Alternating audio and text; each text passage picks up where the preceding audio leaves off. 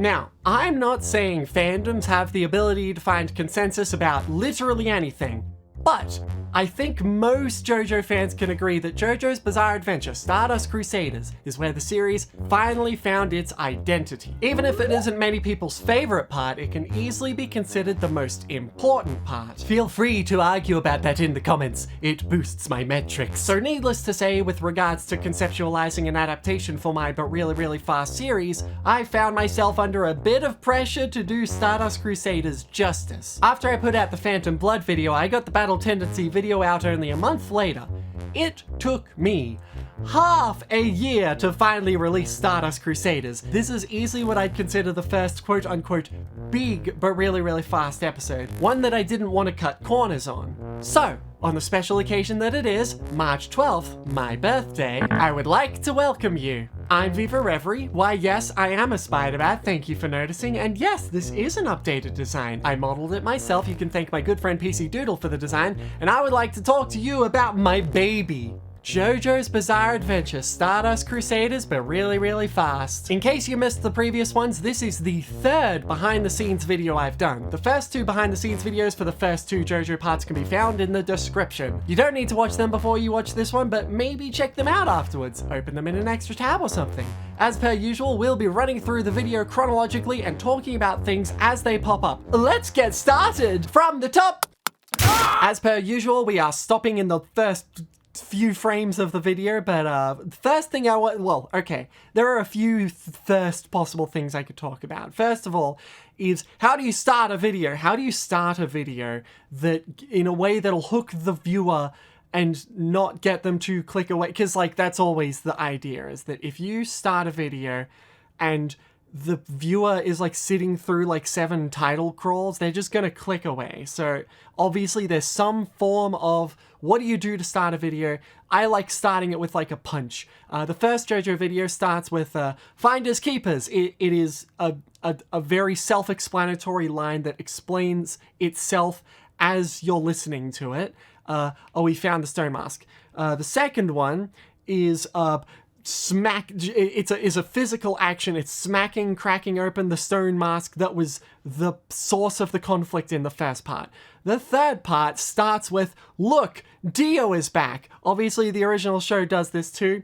I decide to play on it by showing the viewer, hey look, it's Dio coming out of the coffin, because that's seen off screen in the original. Now, the other first thing that I wanted to mention is, oops, I made a quote-unquote mistake. One reason why it's off-screen in the original is, well, or not one reason it's off-screen, but it's like they discover the coffin, the people who are like trying to open it, discover it in the daytime. Dio has to come out at night. You will notice the background I used for this scene is like a bright daytime image. And that was originally a mistake. However, I can retcon it, and in a way that totally makes sense. It's actually the top of the coffin, like secret compartment. He's using it as an umbrella. The sunlight's not actually getting on him. I'm the winner of this, of the semantics. It turned out that Dio. I literally can't get over how much my voice has changed. It was a video that came out for oh my god, well, almost 4 years ago. And like my voice was, it turned out that like I'm 1000% sure I mentioned this exact thing in the previous really fasts, but anyway, that's not relevant to, that's not the thing I wanted to stop the video for. That being said, every time I watch an older video of mine, I notice it. So it turned out that Dio was not actually dead. This is a follow-up to previous videos. Now, I would argue I made a tiny mistake here. Like in joke writing, not in lore, not yet. That'll come later. I mean, besides the sunlight thing. We are 1 second into this goddamn video. The thing about this repeating joke is that it doesn't work as the first thing you hear in a video. It only works if basically immediately before you watched JoJo Part 3, the Stardust Crusaders, but really fast, you need to have like watched the first one not even that long ago, so that the "it turned out the deer was not actually dead" joke is fresh in your mind, which it won't be. And that's not good, because here the joke is the narrator is freaking out while saying this line, because how the hell is Dio not actually dead? But like as a video opener, I'm not the biggest fan of it. It obviously still serves its purpose, but I feel I've watched. One thing that I've mentioned before is that I watch reaction videos of my videos. Like I go intentionally looking for them, because it's a good way to get me to understand where I might have gone wrong if I didn't play out a joke in like a good way. And this is a good example of that. It turned out the deer. Like if someone's like doing a reaction video, or like obviously the equivalent would be someone is just at a computer, like watching it, or on their phone, putting it on in dead silence, you know, as most people would. Does this joke work? And in my opinion, in hindsight, I think this might have been a bit of a mistake. But perhaps that's fine. I think the biggest mistake that this causes is you need to have watched the previous JoJo really, really fasts, and as it turned out, a significant portion of people watched this one and haven't seen the other really, really fasts. This video has 17.8 million views, which is absurd, absolutely bonkers. And I compare that to the previous ones, which got like a few million. They did not get anywhere near 10 million. The part 4 video did actually breach 10 million, which I'm very, very happy for. But parts 1 and 2, which are the prerequisite knowledge that you need to know in order to get this joke, it is fallen on deaf ears for most people. Oh no! I'm talking about this one point for really long. I'm so sorry. This video is going to be like 5 hours. Anyway, for a lot of the other bits of the video that is not me complaining about the fact that I totally made a mistake in hindsight, I had in mind when writing the script, I need to take into account that this might be people's first video. And we will get to that soon. And goodness gracious me, we need to continue. we need to move on. We're moving on. Something is not right. Something is... 2 things about this scene. Maybe 3. Okay, 3 things about this scene. Thing number 1, old Joseph looks different to how he looked at the end of the part 2 video. I added a bit of hair because I didn't like how it looked, and I wanted to update the design. Whoop-de-doo. Thing number 2, that's a Madeline reference. Remember Madeline? Some of you might. I've looked through... I haven't looked through every single comment. Oh my god, there's 25,000 of them. I haven't looked through every single comment, but a lot of them talk about like other references I made. It's like, oh, that's a reference to this, that's a reference to this. Did anyone catch that was a Madeline reference? Because I feel like that's extremely blatant. That's so blatant. The idea that like, oh, I need to go do something about this thing even though I would have no way of knowing about it. That being said, he was definitely contacted by Holly, but you get it. It's I wanted to reference a thing, so I referenced a thing. Oh, thing number 3 about this scene. Pay attention to the background. This is my quote-unquote airport background.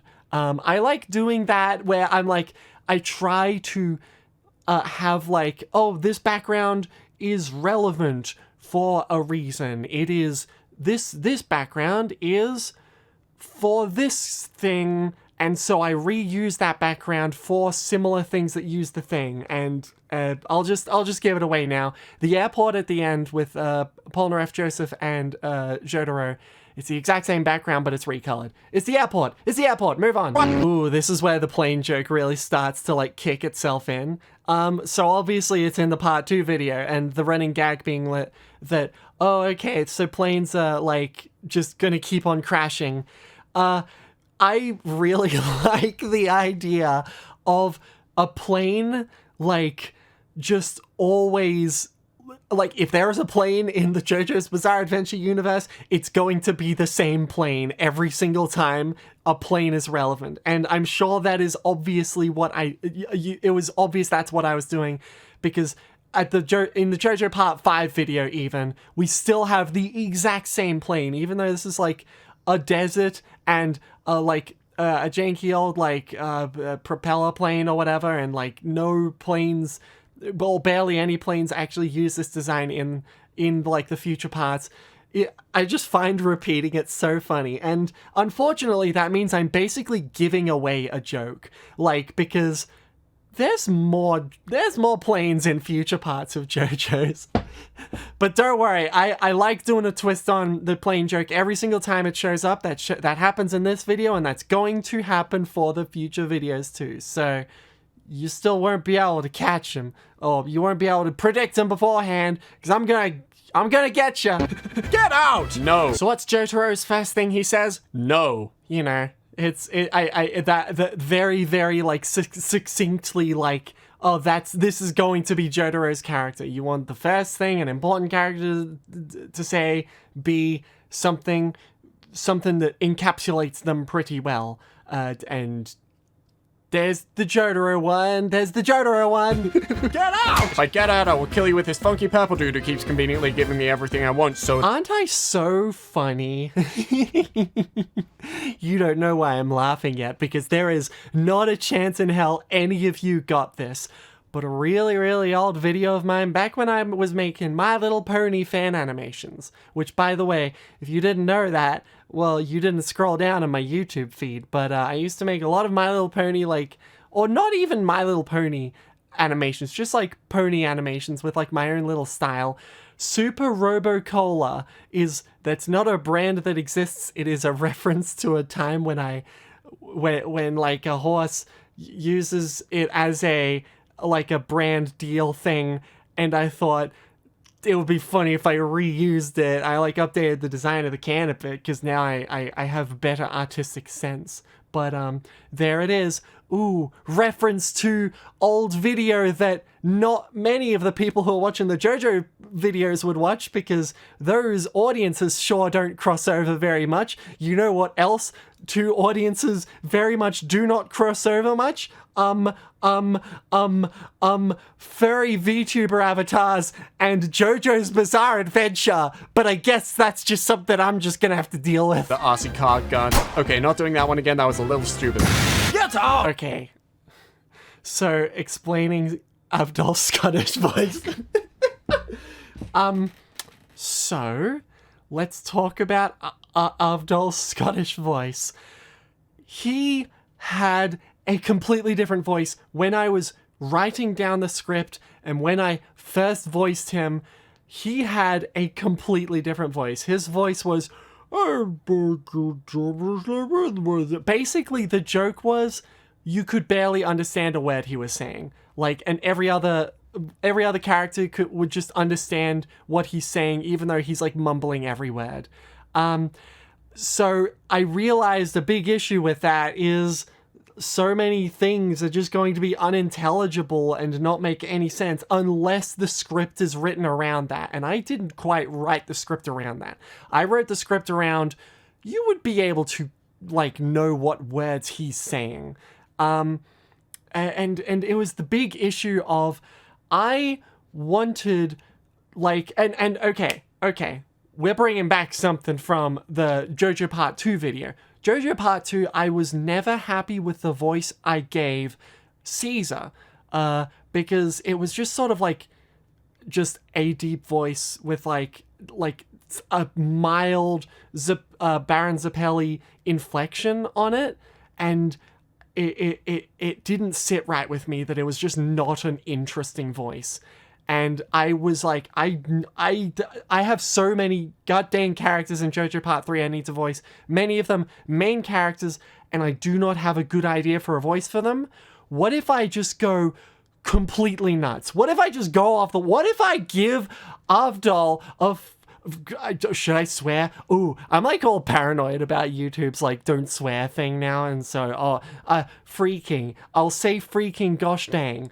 Avdol's freaking gosh dang, like, like he's like black, he's Egyptian. He would not be he would not have a Scottish accent, but the idea of giving him one is so funny to me. Like, it's just, I did the exact same thing with Kakyoin. Kakyoin was a voice that I just didn't know what to do. I decided a lot sooner with Kakyoin. I wanted to give Kakyoin a British voice, but not just any particular British voice. More specifically, the voice that I had invented for the video A Spectacular Performance from years past, another silly pony one, and the joke was that I put on a voice and I say, good show, what?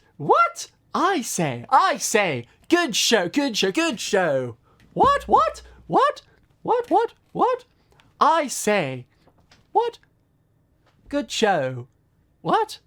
I just recited the whole video for you. It was not a meaningful video.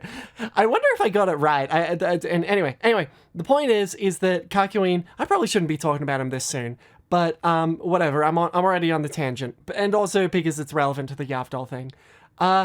He was, long story short, because goodness gracious me, I am so self-aware of how long this video is going to be based on this. I'm just sort of like off the dome with these things. I'm 20 seconds into the video. Oh no. The sinking realization that this is what my life is going to be for a while. The Kakyoin and Avdol's voices were me protesting my bad decision with the Caesar voice from the part 2 video. I said it. We're moving on. All right, that's it. Good job, Avdol. What a bother is a synonym of yare yare daze. So this is a running gag. I don't even know if this came across very well. Me saying yare yare daze, like being like I'm basically like the viewer is expecting Jotaro is the one who says yare yare daze. That's his gut dang catchphrase. When is he going to say it? And instead I just give different variations of yare yare daze until the very end of the video, and I guess I'll talk about them when we get to the very end of the video. We're not talking about it now. We're moving on. Okay, so your funky purple dude is what is known as a stand, and they are the physical manifestations of the fighting spirit and all have weirdly specific special and or situational abilities. This is a good example of a scene that I would not have included if not for the fact that there is I suspected there was a very good chance the people who are watching the video have not watched JoJo's Bizarre Adventure before.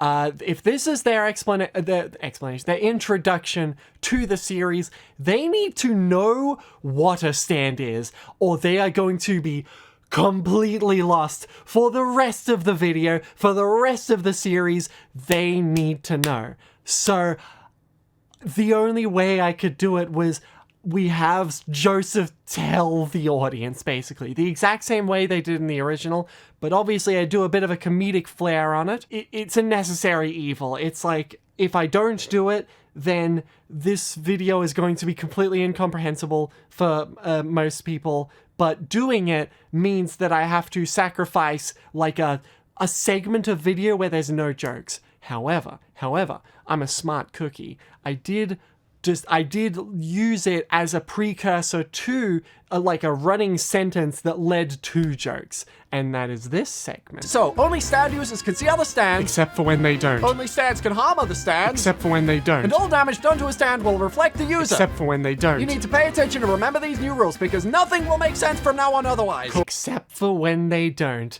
And all of those things, I can semi-confidently say that there are examples in the series of those rules being broken. Let me list them for you now. Minor JoJo spoilers, I guess. Only stand users can see other stands unless it's like binded to an object. Anubis' sword, Strength's boat, Cephas' wooden doll. There you go, there's some examples immediately. Only stands can harm other stands. This one is generally a rule that they do abide by pretty often, pretty frequently. I'm pretty certain, though, there is a scene in part 5 where Chocolata manages to scalpel up the Sex Pistols. That's what they're called. I think it's like off screen though, so I guess it could be interpreted otherwise, but I always saw it as he used a scalpel for that, and that scalpel is not a stand. So there you go. That's there might be more examples. Post them in the comments. Metrics. All damage done to a stand will reflect the user. This one's pretty easy. Polpo's Black Sabbath. There's also like Harvest, but they do explain Harvest away as, well, there's a trillion things of Harvest, and damaging and killing one of them only does like a tiny bit of damage to Shigechi. But like Black Sabbath is extremely obviously just like, yeah, okay, whatever. That we have an example already. So it's so long as I have one way to prove it. Also, you might notice the except for when they don't, they happen one after the other, and we do a bit of a it changes over the time. It's like I say except for when they don't, and it does gray screen. Second time I do a gray screen again, but then Joseph just walks in front of the screen and then gets covered up by another except for when they don't. Just little touches like that, I think, really adds to the to the life of the visuals of your video. Also, before I forget, this background, the one with the swells, so I get my backgrounds from Storyblocks, storyblocks.com, I think whatever, Google Storyblocks. They have a lot of fun, easy to use, royalty-free stock backgrounds. So I do not draw them myself. I don't draw most of them myself. There are some where I've like done some like editing to them, or rather, I do editing to like all of them, but there are some where I like piecemeal together other things, especially the Deer Fight one. That was piecemealed together by me. Again, from various images from Storyblocks. If I want, not sponsored. The thing about this background in particular is I missed that you see this bit, I'm pointing it on the screen right now, it's just like it's just cut off there. I don't know why, and it's like I kept on missing it every time I used the background until like way after, and like by that point it's like I'll be honest, I actually don't remember if I noticed it before or after this video came out. I might have reused this background from JoJo Part 1 actually, but the point is that that's a weird anomaly. I don't like it, and it's a shame that that's just a thing that I'm very, very pedantic about my details, and I don't like that that's a thing that has to be dealt with, or rather wasn't dealt with, and is just an error, quote unquote. But it's not like I drew it. Whatever, it's their fault. It's the person who made this background. It's their fault. It's not mine. Muhammad Avdol's Magician's Red shoots fire. Okay. So we have to talk about the stand stat screens. I had an idea in my head as I was making the JoJo Part 3 video, or like even before the JoJo Part 3 video. No, it was mostly born from me making the JoJo Part 3 video.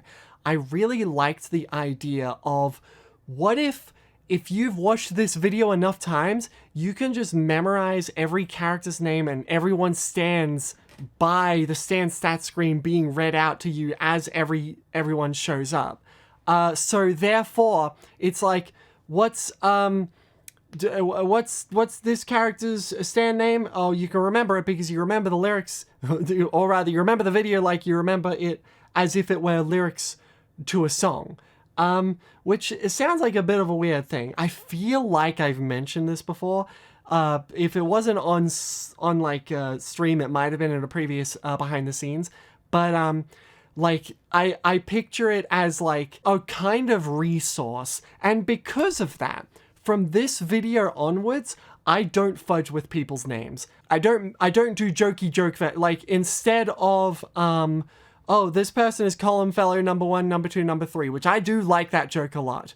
But nowadays, I'm like, I'm never going to do that kind of joke because I want this to be a repository of information that is like very easy to identify as like, oh, that's all correct. And that's also why I have the stands stats in the corner as well, with like a little like a hexagon. I think that that's like just like a convenient thing where it's like, if you want to know this character's stand stats, I tried to get the most accurate one and I chuck it in there. Some characters have like stand stats that change over time or whatever. It's like, especially between parts. And I put on the one that I think like makes the most sense, and I don't think I messed any of them up. Feel free to correct me. I double and triple check this sort of thing pretty frequently. Like, as I'm like making the video, I'm like, okay, now is the period of time where I need to double check that all of these names have no typos and all of the stand stats are absolutely correct. I take a look from like 2 different sources, and it's very overdoing it, but I'm a pedant. Also, I need to talk about Muhammad Avdol's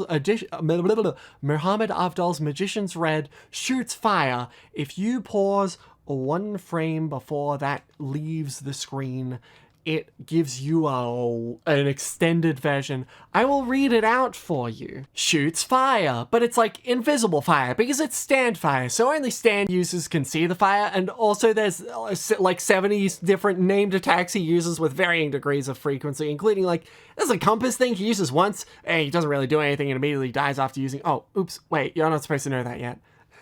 That's actually an example of a spoiler that I'm telling before it happens in the actual like events of the story, and I don't usually do that. I'm very self-conscious of, there are some people who are watching the JoJo's like series and watching my videos alongside it. This is like a very weird niche, but it's one I'm also aware of. Like someone who is going through, oh, I just reached the strength episode, so I can continue watching this video up until it gets to the strength episode. This is a very small niche, I understand, but if there's millions of people watching these videos, then surely some of them are going to like be watching it in that way, and I like to accommodate where possible. Thankfully, this is a very easy to miss joke, so it's very possible that you won't be spoiled on the Avdol Compass death thing. Yeah. My stand is Hermit Purple, and my ability activates when I punch a camera. How did you figure that one out? Trial it out. That's me doing a little bit of a personal interpretation of how did he figure it out. More likely, the in-universe explanation is something like, oh, when you're a stand user, you can intuit what your stand can do. And he intuited, oh, when I punch a camera, I can get photos of things. It's like, otherwise, how the hell would Polnareff know Silver Chariot can lose its armor? You know, that kind of thing. And so it's like, it's a bit of a joke that is not necessarily likely to be canon, but I can get away with it. So I'm gonna do it. Joseph Joestar's Hermit Purple. Punch a camera, see a naked man. I just love that joke. I don't have anything to say about it. Yeah. You might notice something. This is a very unique frame. I want to bring it up now. That I drew a ton of like assets in advance, or more specifically, I sketched things out before vectoring it. Let me quickly explain what I mean by that. Vectoring is the process of turning lines into like filled shapes and then coloring those shapes. It is not anywhere near the same pipeline as just putting a pen to paper and drawing something. But obviously, if you're doing vectors, it's going to be a lot harder to like get the shapes that you want. Like if you're only like conceptualizing things, if you're only like sketching things out. So if you want to figure things out, you would probably want to sketch it first and then vector it, at least in my personal pipeline. JoJo's Part 3, but really, really fast, is the first, but really, really fast, where I sketched things in advance. Okay, actually, asterisk, I'm pretty sure I did it with Pikmin 2. Pikmin TOO, not Pikmin 2. I haven't done that yet. I do want to still. But JoJo's Part 3 is where I went absolutely ham on it. I drew everything. In fact, let me show you some of them on screen right now. Whoa, here's all of the characters. Oh my goodness, that's so many sketches. Whoa, here's all of the miscellaneous objects and scenery and stuff. And here's the Dio photo, as promised.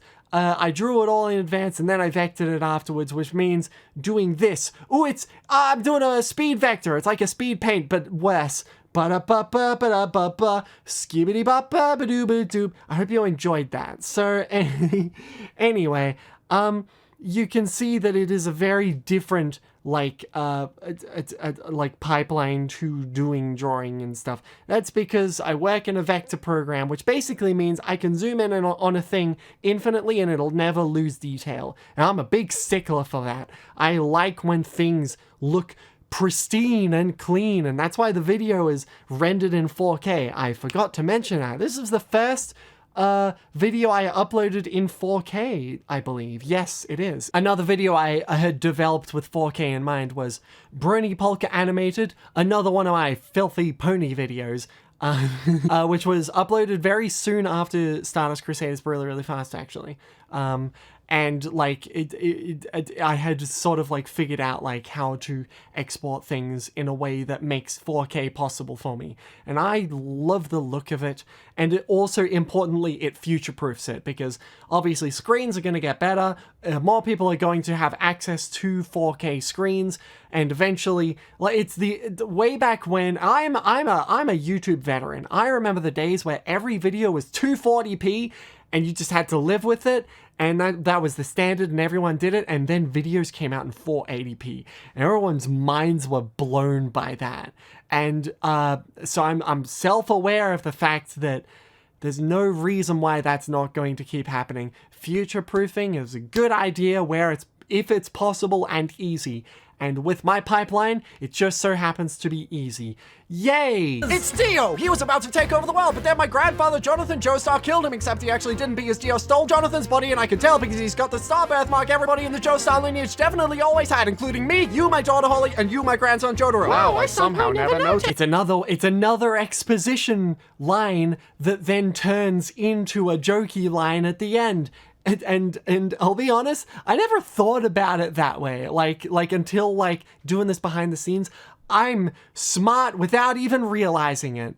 What's the exposition? Oh, we need to explain why we care about Jotaro. Excuse me. Why we care about Dio. And again, it's another segment where the viewers are probably not going to understand what's going on unless I give a bit of an explanation.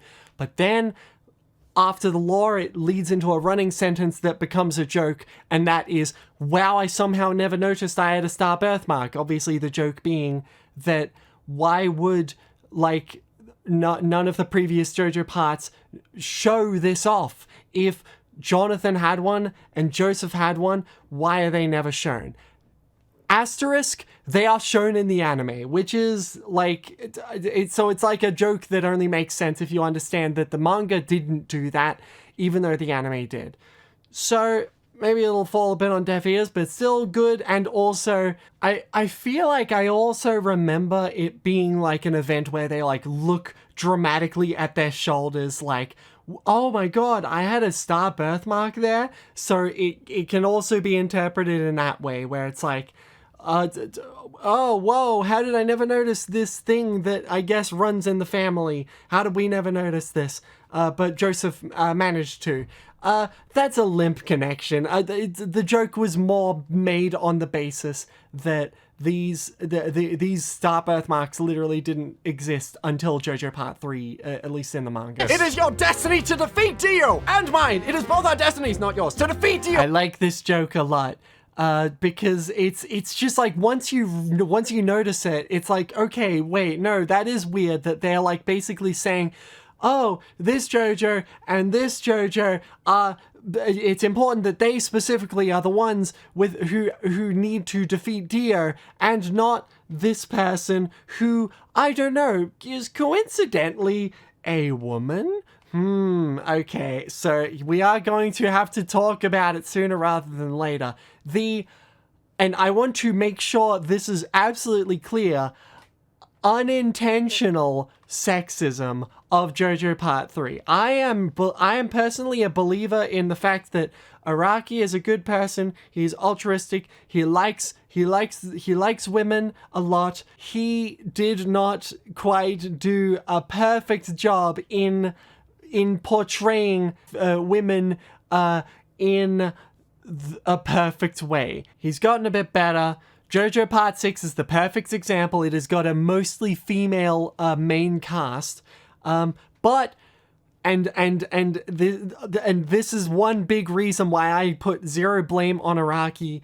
He is a Japanese person writing a story in the 90s and late 80s even.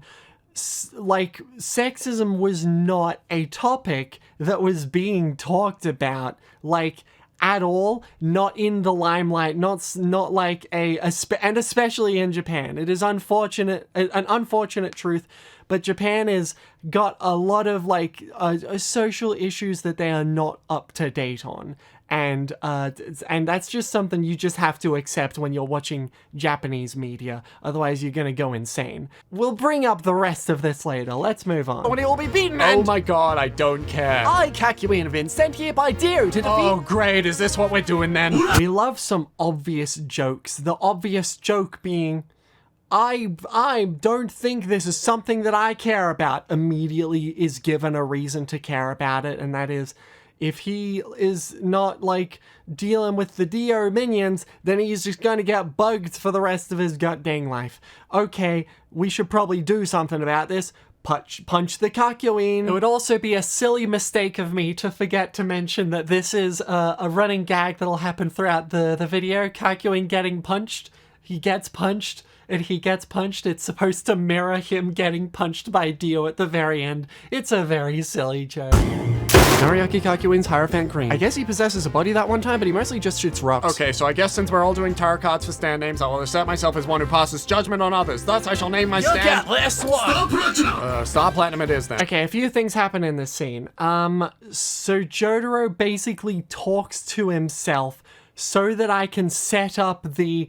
Why is his tarot card not judgment? Because very specifically, that is something that is mentioned in the original show, is that he wants to pass judgment on the others, and is instead given a name by someone else. So we had the funny little, like, throwing the card at Jotaro, and then I did a funny little Star Platinum voice, put a little funny filter on him.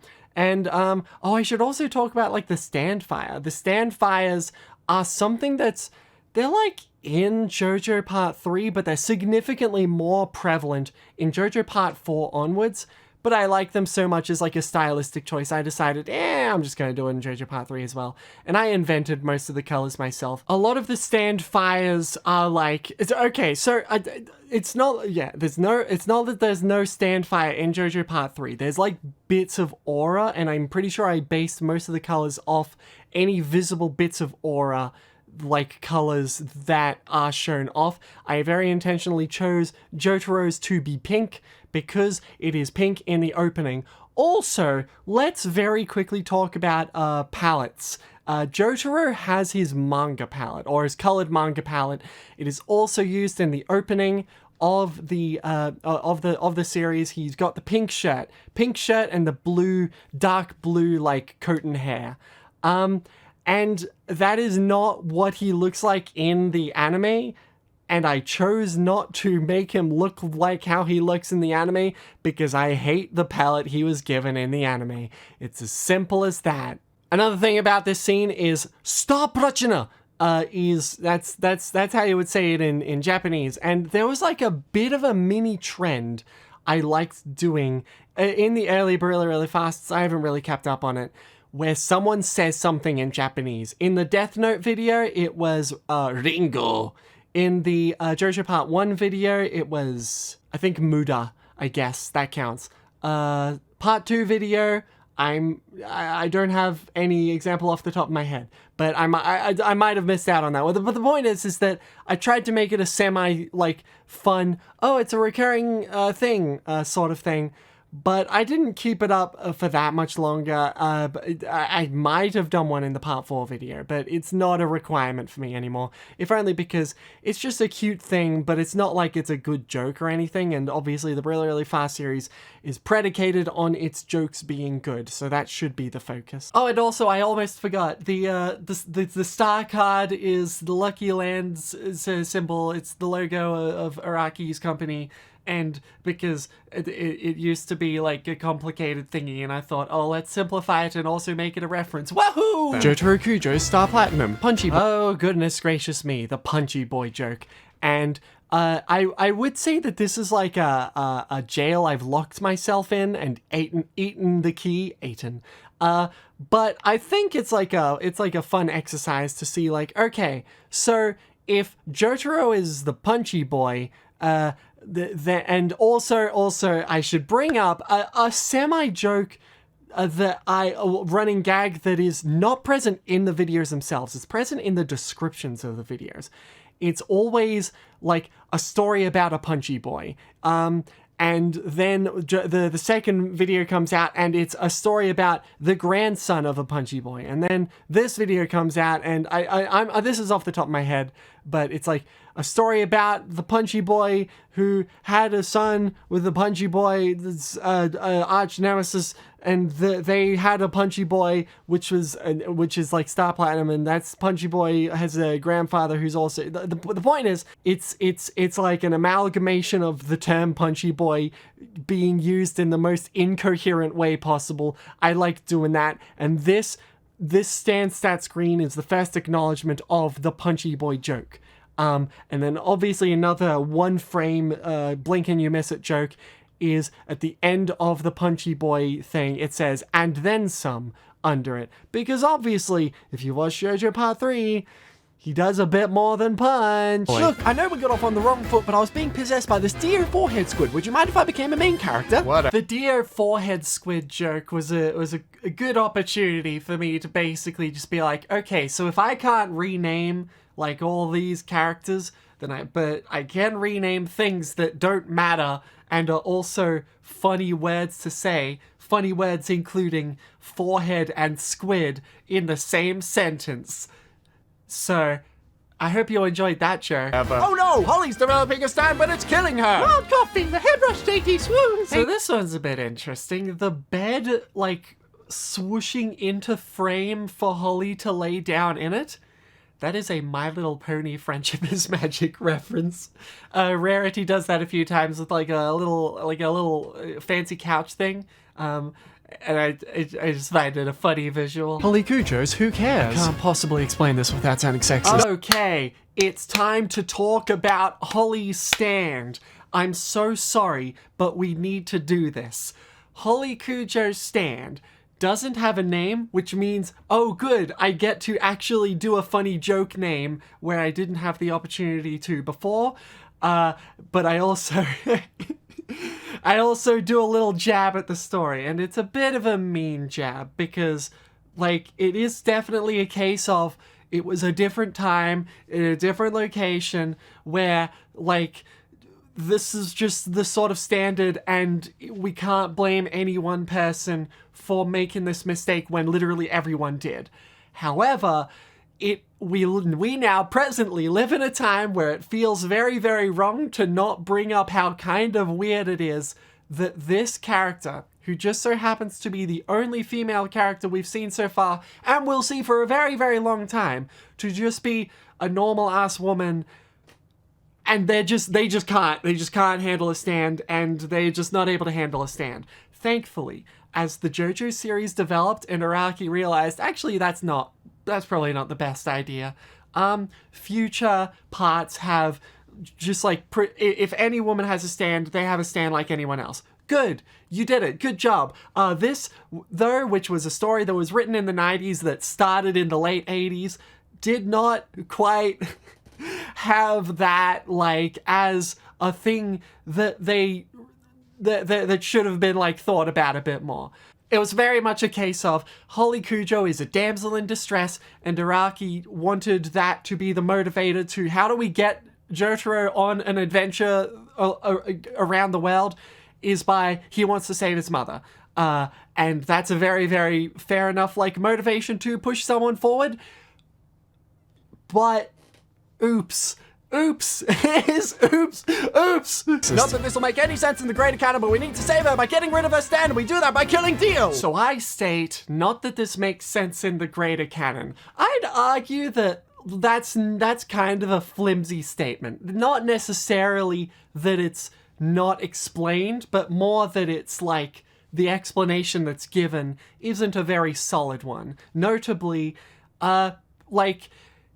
so Dio being defeated will heal Holly is the idea, and the reason that works is because Dio is, like, connected because it's Jonathan's body, and so there's some sort of familial connection, but it's like, when you think about it for a split second, it's like, wait, that doesn't make sense. How does Joseph even know that? Like, in what way? It's the purpose of it narratively in the original story is it's just to push the story forward. It's just so that we can get them on a road trip. And that's fine. Not much focus is put on it because it's not important. But it's not like an explanation isn't given. So and hence I give the joke. Probably. I can feel it. It's in my blood or whatever. It's in my blood or whatever. Which I think gives a perfect encapsulation of, okay, so this doesn't really make sense, but also it's like, here's the explanation, and it's a stupid explanation, and that's why it's funny. I'm pretty proud of that joke. As the old adage goes, he cannot be beaten up unless I am standing next to him. Unless I am close to him. Okay, bad read. Don't worry. I'll think up something more clever. For those who didn't quite catch it, that is a call forward, if you will. I'm referencing a later joke. It's a setup, more like. It's because everyone knows about the classic Jotaro line, I can't beat you up without getting close to you. So when I'm thinking about jokes to make, a lot of them are, this would be funny, this would be funny, this would be funny. Some of them are, I need to make this joke. I need to make this joke because they're referencing very important aspects to the series that, like, or important memes, well-known memes. Like, I can't not reference Yari Yari Daze. I can't not reference, I mean, the Road Roller is an unfair point to make because, of course, I'm going to reference that at all. But, like, I can't beat you up without getting close to you. And also expletives in there. If I'm going to reference that, I need to turn it into a joke. And in order to make that a joke at all, there needs to be the setup. And here's the setup. They found it. It's the fly. It's the fly. Let's go to Egypt. Yeah. This joke is a cheat. This is called I Have Cheated. Because everything that happens here 100% makes sense if you've seen the original story. And if you haven't, then why are they talking about the fly? Why are they going to Egypt? Like, in the original story, there's a through line. It's they have discovered that there was a fly in this photo and it's native to Egypt, therefore Dio is in Egypt, therefore we need to go to Egypt. And, like, the through line is, like, completely unexplained, but, like, it's there. And so this is a example of, it's funny because it's true, but also because I left out the through line. So I'm a cheater. Also, I forgot to mention, like, another thing about this Dio photo is the fact that it is a recreation of the original, but with, like, alterations to make it look more like the Really, Really Fast style. More specific, in particular, rather, no arms, just floating fists and stupid round face. And it's very funny seeing that on, like, what is otherwise, like, normal anatomy. I do it again later in the video, so we'll wait until that and I'll talk about it then. But it is very funny visual. I have used my own camera punching ability and discovered they are on a plane going in my direction. Good thing I already put a saboteur on that plane, which I guess means I knew in advance they were going to go in that plane, meaning I didn't mean to punch this expensive camera. What a waste of money! It is with grave news that I must report that this scene has a law error.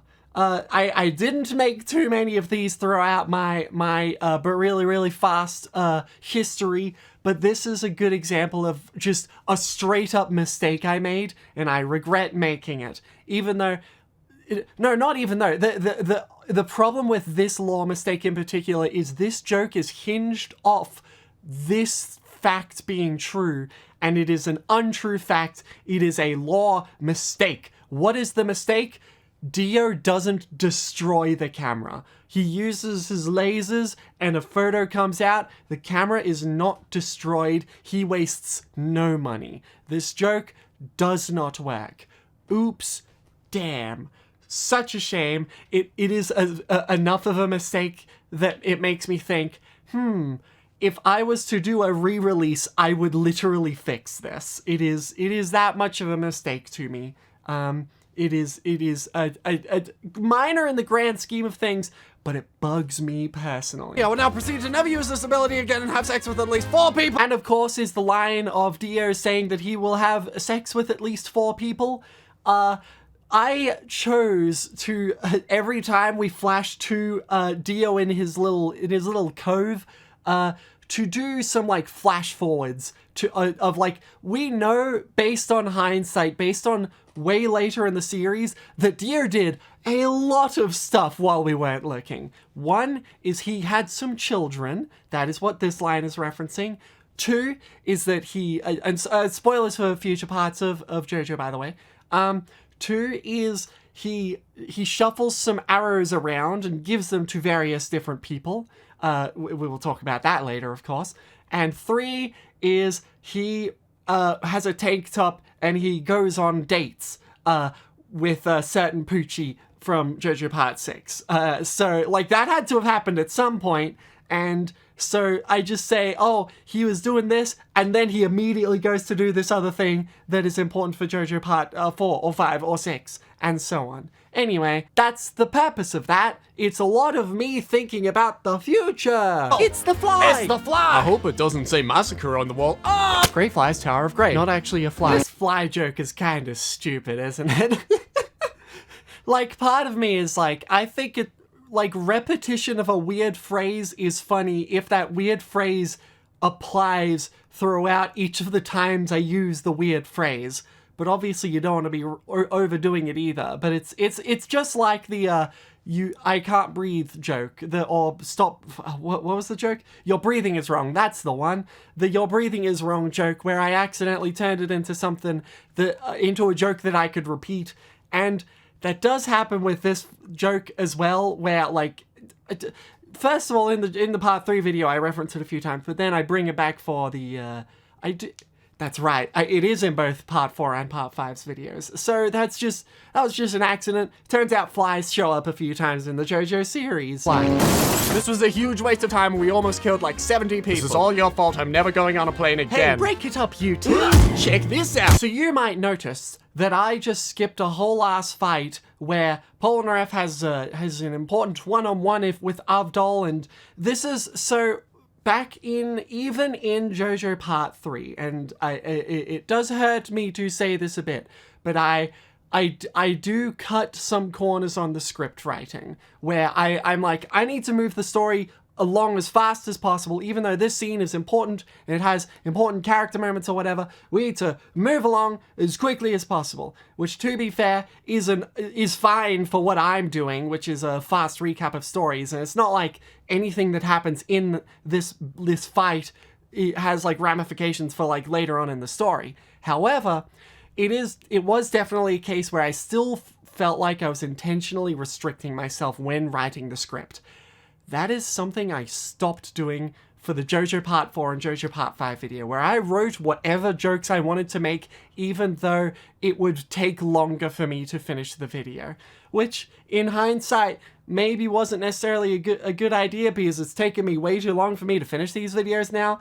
But you can, at the very least, I can see the difference in writing that comes from these changes in methodology I've made over time. Jean-Pierre Polnareff's Silver Chariot. He has a sword. Also, he can take off his armor. It makes him like faster. Also, he can shoot a sword, but only once. Jokes like these were exactly one of the big reasons why I wanted to do the stand stat screens, because like, how do you succinctly explain Polnareff's ability? He uses a sword. However, he can also do this one thing he does once.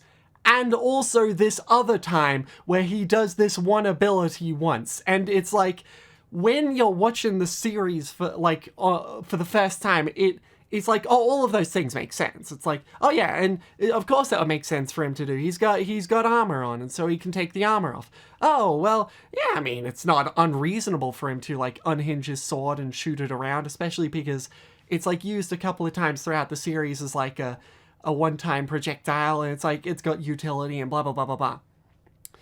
But it's weird, isn't it?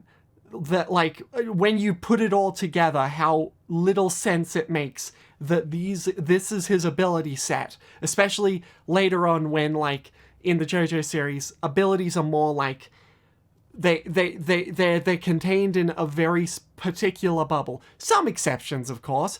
Gold experience, but it's like, you know, you get it. And look, I know we got off on the wrong foot, but... Yeah, Forehead Squid, got it. I anticipate we'll either have a team of 30 by the end of this trek, or we just so happen to coincidentally stop seeing Forehead Squids from this point forward. Hey, we'll follow you to Egypt to go find the man with 6 fingers. I mean the man with 2 right hands, because he killed my father. I mean my younger sister. That is a reference to The Princess Bride, which is a good movie, and I think maybe it's based off a book. It's like it references a book in the movie, and so it's probably based off a book. Whatever, it's a good movie, and that's a reference to the movie because of how, oh, these backstories feel slightly familiar, which, to be fair, maybe it is confirmed somewhere that it is a direct reference to Princess Bride, but I can't say for certain. But I drew the connection myself, and so I wrote it down. So hey, check this flashback out. I'm gonna convince you using his Forehead Squid to go beat up the Joestars in a year, I guess, because this flashback scene is from a year ago, which is a little confusing. Anyways, look at this crystal ball. Look at that crystal ball. Guess what that is? That is a reused asset. I like reusing assets where possible. That is a reused asset from Brony Polka Animated. There is a crystal ball in that, and that was like something I was making at the same time as I was making Stardust Crusaders really, really fast. So I just thought, well, what if someone notices that I reused the asset because because like, oh, there's a crystal ball. It's a case of like, I wouldn't call it laziness. Personally, I wouldn't call it laziness to reuse an asset, especially if I'm a one-person team doing a ton of work on these. And I find it more fun to see it as like a reference, like a pseudo reference to a previous thingy of material.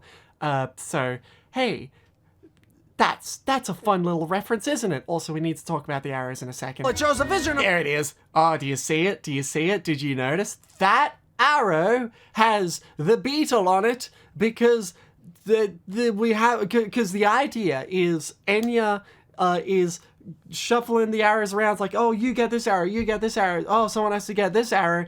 And this beetle arrow, which is, people call it the Requiem arrow. My personal headcanon is that the beetle arrow has nothing different to like any aspects of it different compared to any other stand arrow. It's just that because it pierces a stand instead of piercing a human body part, it gives Requiem abilities. There might be like bits and pieces of canon where that kind of disproves it, like even in part 5, Black Sabbath's arrow like stabs into Gold Experience's hand, and that doesn't do any Requiem ability thing. But it's like, they never specifically mention that arrow being different, and that's what makes me think, oh, it's just another arrow, and piercing your stand does something different to it.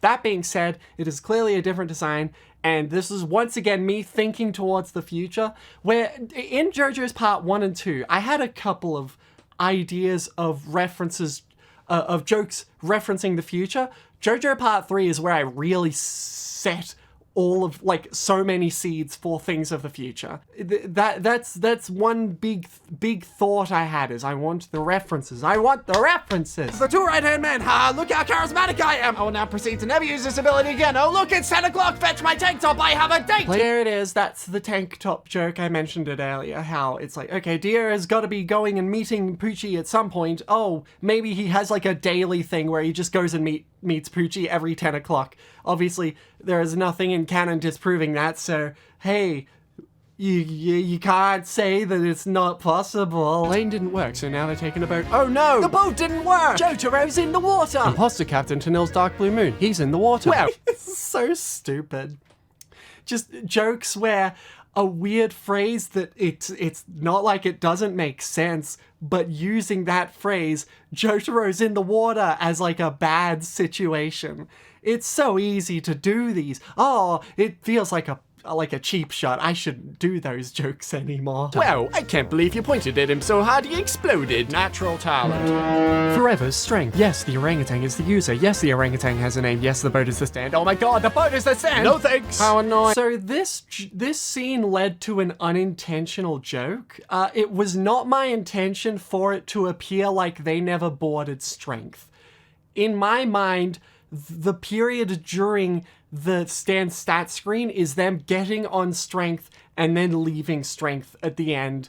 But I'm pretty sure I saw some it might have been reaction videos, it might have been comments, thinking that they never even boarded the boat, and thinking about it, yeah, it would make sense for you to make that mistake if the boat isn't like in disrepair, which is what's supposed to happen at the end of the strength fight. So the unintentional joke is, oh, they just left and they just didn't go on the boat. And that's just funny. That's like a funny thought, but it was not my intention at all. At least I don't think it was. It has been a while since I wrote the script, but I'm pretty sure that was not my intention. That being said, it is now officially I meant it all along, and it was a great joke that I wrote. It was my fault. What an exhausting trek. Please exit my fridge. You found me. Now you've activated my...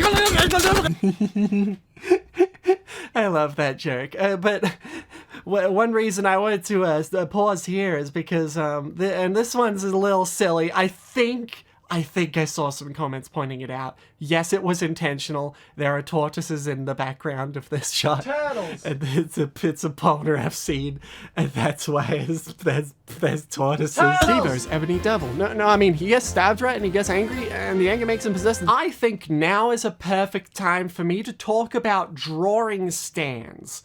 Or in particular, drawing, you know what, let's do a little bit of a detour. Let's talk about drawing. I drew so many things for these goddamn characters and stands, and like, I had to base them off official art, and so it's like, okay, so what's the official art for Star Platinum?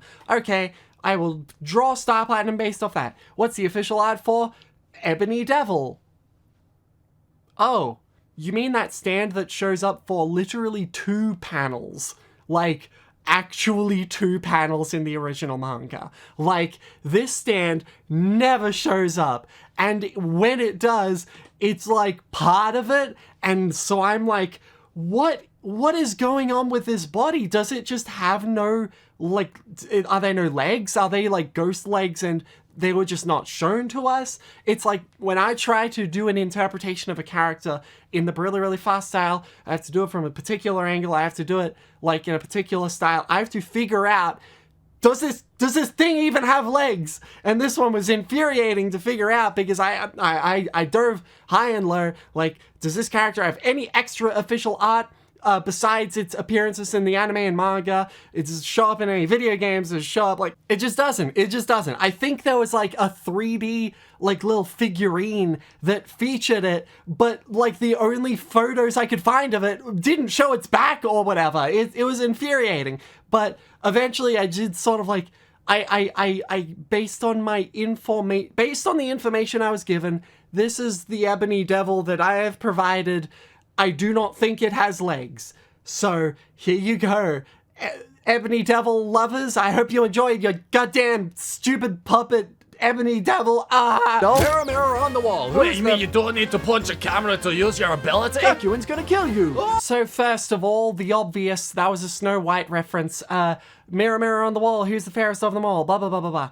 A couple of things I want to mention about this scene. Thing number one is I got to reuse a character. That's the news guy from the Death Note really fast. That is the oldest recurring but really fast character is News Guy, because he's so generic that anytime I need a news reporter, I could just reuse News Guy, and I kind of love him for it, because I also find his voice like funny and fun to do as well. The third thing I want to mention about this scene, which is it was a late addition to the script.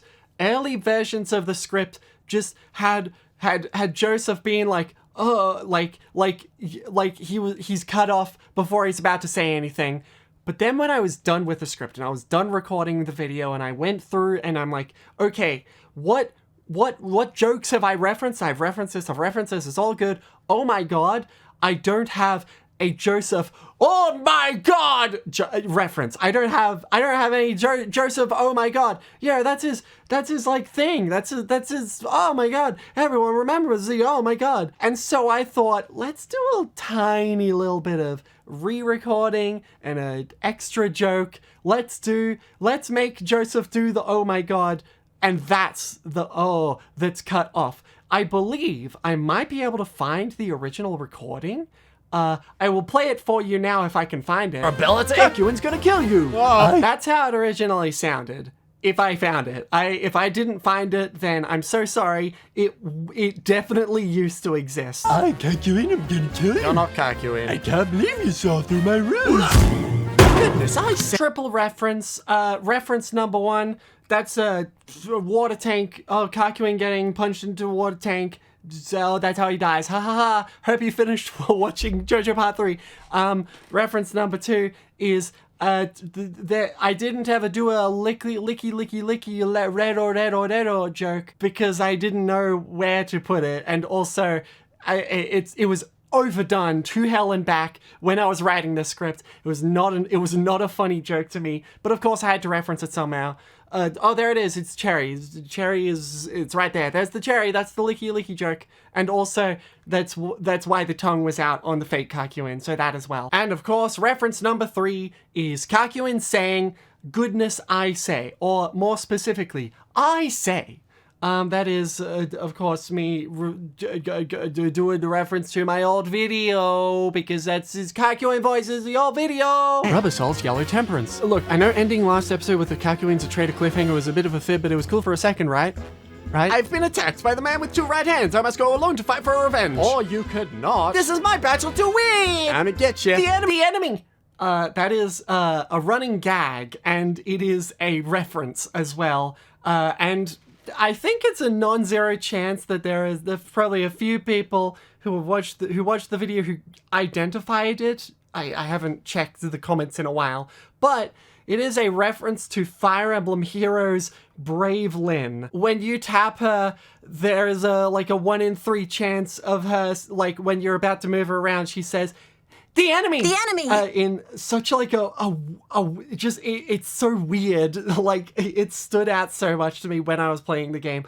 Don't worry, I don't play it anymore. I am rid of the gacha filth, of the gacha addiction. It is not the best thing to play gacha games when they prey on your money a lot, like that one did. I spent an uncomfortable amount of money on that game, but I'm no longer spending money on it because I'm no longer playing it because I don't play gacha games anymore. That being said, that's one thing. I referenced a gacha game that good job, me. Whole horses empty. Some jokes I make are setups for future videos, but some are jokes from previous videos that I didn't realize I could repurpose into newer ones. When I recorded that line of gun, I had no idea I would be reusing it in the Part 4 and Part 5 videos.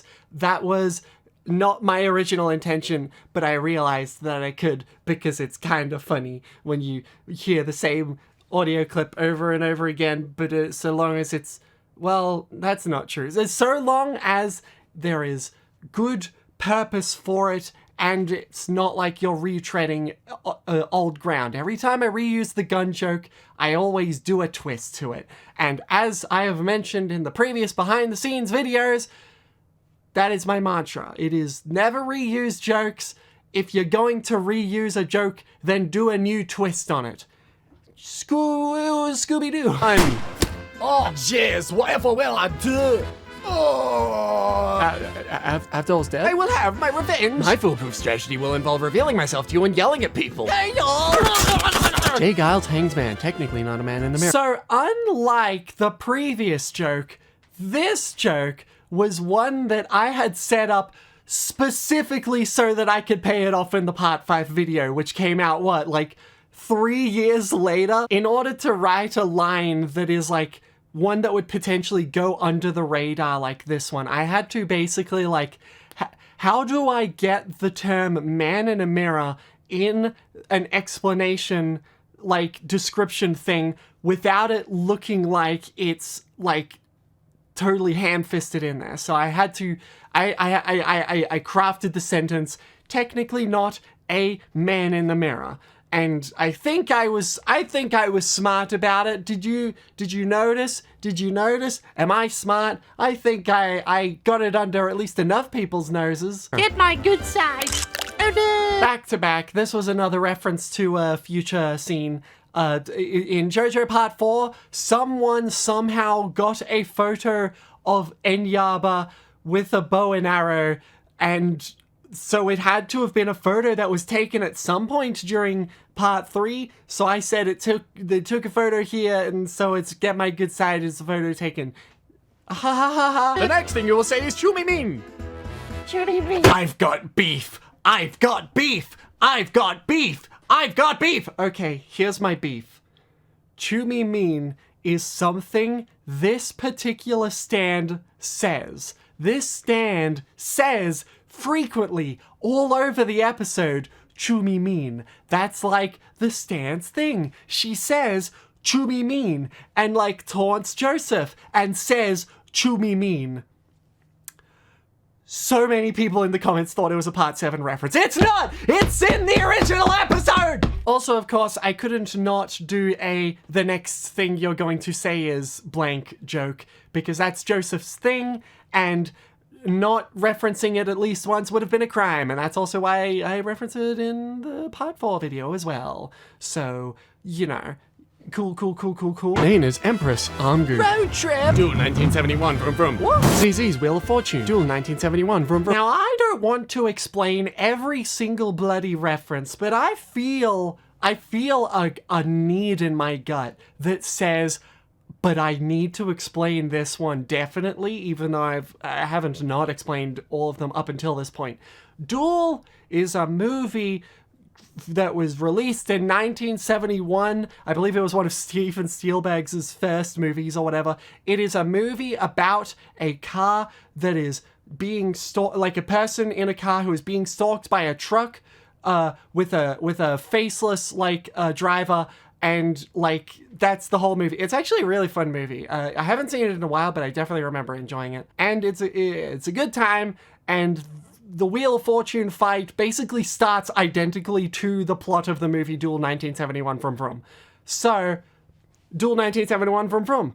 What is this stand? It's Duel 1971 Vroom Vroom. I'm exhausted again. Let's pit stop in the literal worst town ever. Hello, welcome to the worst town ever. I am not evil. Don't mind the zombies. Nice lady, right? What a nice lady. I have returned. No, you haven't. Correct. Hello, nice lady. Inyaba's Justice. See where incorrect breathing gets you. And thus we end with the culmination of the breathing jokes. See where incorrect breathing gets you. Your breathing is wrong. Your breathing is wrong. When your breathing is wrong, it gets you killed by being breathed in too much.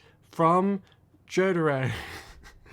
It's very, very silly. I think like there are a couple of people who like before the part 4 video came out, thought, oh, this is where there'll be a breathing joke, or this is where there'll be a breathing joke. But in my personal opinion, there wasn't really a way to, like, implement a breathing... I definitely could if I tried hard enough, but it was not a high enough priority for me, and, like, it felt like at that point I was shoving it in where it didn't belong. The breathing as like a thing that controls your power, that's from part 1 and part 2. We are long out of that. The breathing joke needs to end. And so I gave it the send-off in this stand stat screen. Wow, I can't believe you breathed so hard she imploded. Natural talent. Interrogation begin. Well, I tried. And no, you cannot punch me. My kidney! Yes, you heard Joseph Joestar. Joseph saying my kidney here is a reference to Deadpool in Ultimate Marvel vs. Capcom 3, or I guess the original Marvel vs. Capcom 3. When you're hitting him, one of his getting hurt sounds is him saying, my kidney! And so I thought it would be funny. Uh-oh. Fuck. That one, that's an obvious, like... So, okay, here's the thing. I like to... I always think, okay, I'm probably going to swear in this video, but I need to, like, give my swears the emphasis they deserve. They are only to be used at the most vital of point. You cannot overuse your swears. If you overuse your swears, they become oversaturated, and then suddenly your video isn't funny anymore. So, this is one of the occasions where I thought, I choose to drop the F-bomb here because it is a reference to the part 2 video. In specifically, it's nope, and then running away. Here, we do the exact same thing, but instead, it's instead of what Joseph would do is he would run away. What Jotaro would do is yell a loud expletive. And that's just really funny of a thought to me. That's not the last swear in the video. You gotta have to look forward to the next one. Woo! Steely Dan's lovers. So Jotaro is just left alone with someone he's not allowed to punch. I can only imagine this will go. Of course, there's the thought that Jotaro has been, until this point, his only solution has been, if I punch it, I win. If I punch it, I win. If I punch it, I win. I follow up on this if I punch it, I win joke in the part 4 video, so I think we'll leave it there. What I should mention, though, is Steely Dan's lovers. I've played too much Binding of Isaac. They call that tarot card The Lovers. His stand name is named Lovers. That was a mistake I made in the original script. Take a look. Steely Dan's The Lovers. So that is not the only time I've made a mistake with a stand's name, but that's the only time I made a mistake in part 3, so you'll just have to stay tuned for the rest. Not that this will make any sense in the greater canon, but we must enter Joseph's brain by becoming super small, which is something we could definitely always do in fighting the enemy. Enemy stand. So, like, multiple things going on here. First of all is the split screen. I thought... wouldn't it be funny if I had two separate scenes which are canonically happening at the same time, and we just saw both of them at once? Now, obviously, I may or may not have driven this joke to its extreme in the JoJo Part 4 video. We'll get to that eventually, maybe next year. We'll see. At this rate, if I just do a behind the scenes every single year of each of the JoJo parts, next year this time will be the part 4 behind the scenes. Oh, that's gonna be 1,000,000 years long. But yeah, in that split screen, we can obviously see, oh, Jotaro is acting as the bridge, and Steely Dan's being a little turd, and because obviously Jotaro Bridge is a funny meme. It's a little harder to illustrate that kind of thing in the really fast format, but I think I made it work. And of course, the next thing I want to bring up is the whoa, wait, you're saying that these stands can just turn small whenever they want, and just it's so small that they can enter someone's, like, a body and their brain, and they can just do that? They were always able to do that? Never done again. Never done again in the entire series because of how little sense it makes. And I think fair enough, because that's kind of silly, isn't it? I shall provide a live feed and commentary, which is something I also definitely could always do. In any previous but really fast episode, I would have made these three fellows doing a bit of kicking Jotaro in the balls I would have just made them generic and probably all look the same. But here, I, like an idiot and a pedant and a stickler for details, decided I'm going to base all of these characters on exactly how they look in the original anime and color them as such and like to do all this, and it is definitely not necessary. However, I hope some folks at home appreciate the effort, because like my brain very much thinks, at least at this point, I definitely didn't need to do that, did I? But I did. We found him. No, we haven't. Yes, we have. He's out. We did it. Show, don't tell. Show, don't tell. There is a thing I've noticed when rewatching this video is, oh my goodness, these characters are just telling the audience what they're doing instead of showing the audience what they're doing. This is a very bad thing you should not be doing when you're doing writing. The reason why I went and did it is because I need to catch the audience up, but I don't want to be animating every single thing that happens. And this was my compromise. And I may or may not have stopped myself from doing that in the JoJo Part 4 and JoJo Part 5's videos. And that's probably why they're so much more longer and so much more dense. It's because there's a lot more show don't tell, which is, I mean, it makes a better video, but it makes it a video that takes so much longer to complete. Of course, this is a reference to the, beating up Steely Dan is the longest beat down that Jotaro gets to do. And so I decided to flex a bit and do a little stand rush. And so, hey, that's how I animate a stand rush. It's pretty cool, isn't it? I think it's pretty cool. I'm pretty happy with how it looks myself. Maybe if that's the sun. Lol. Of course, with the sun, like I like this one a lot because it happens way too quickly, and yet the joke still works. The joke being that Arabia fats the sun, lol, and then everyone says lol, because at the end of that fight, everyone's just laughing to themselves, and because it happened so quickly that it's like we just finished beating up Steely Dan, he's what goes flying into the mirror and smacks Arabia Fats and knocks him out and makes the Stardust Crusaders win.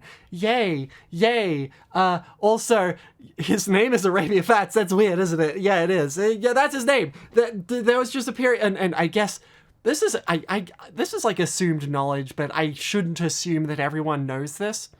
But plenty of characters never had official names until like additional material came out well after the original manga did, whether that be the anime or like JoJo Agogo, JoJo Vela, these miscellaneous like bits of like things. I think I mix them up in my head, but like one of them or most of them give a good amounts of lore info, and that's very useful for when I need to find out characters' names. And Egypt sure is far away. Hey, something we actually agree on. I think that means... Wait, no, we're not. Maybe we could. No, we're not taking... Maybe we could fly. We're not taking a plane. Fly the rest of the way. GG! Oh.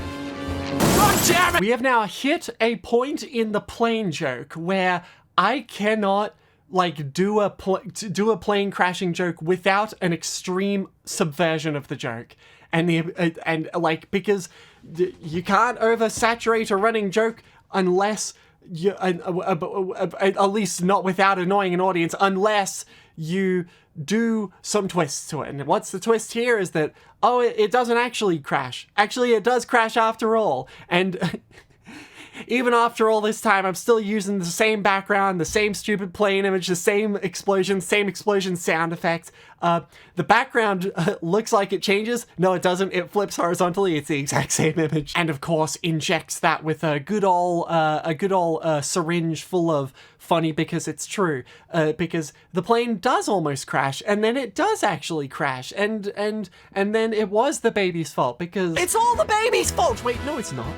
Wait, yes it is! Because as we discover, it was in fact the baby's fault, and that is another example of it's funny because it's true, and also because I didn't tell you the specific context, you just have to remember it. Or, if you didn't watch the show, you just have to, like, wonder why the hell I said that. That's so weird of a thing to say. Manish Boys, Death 13. Tally Herbert said wrong. Tally Herbert said wrong. That's a joke because he says lally her, and that's kind of sounds like tally her, but it's probably not related at all. Hey, look, it's Abdul. I'm not Abdul, I'm Grey Abdul. Wow. Have you watched Aladdin? That ain't out yet. Oh, then this might take a hot minute to explain. So there are a couple of things I want to bring up about Cameo, which is the stand character on the right here.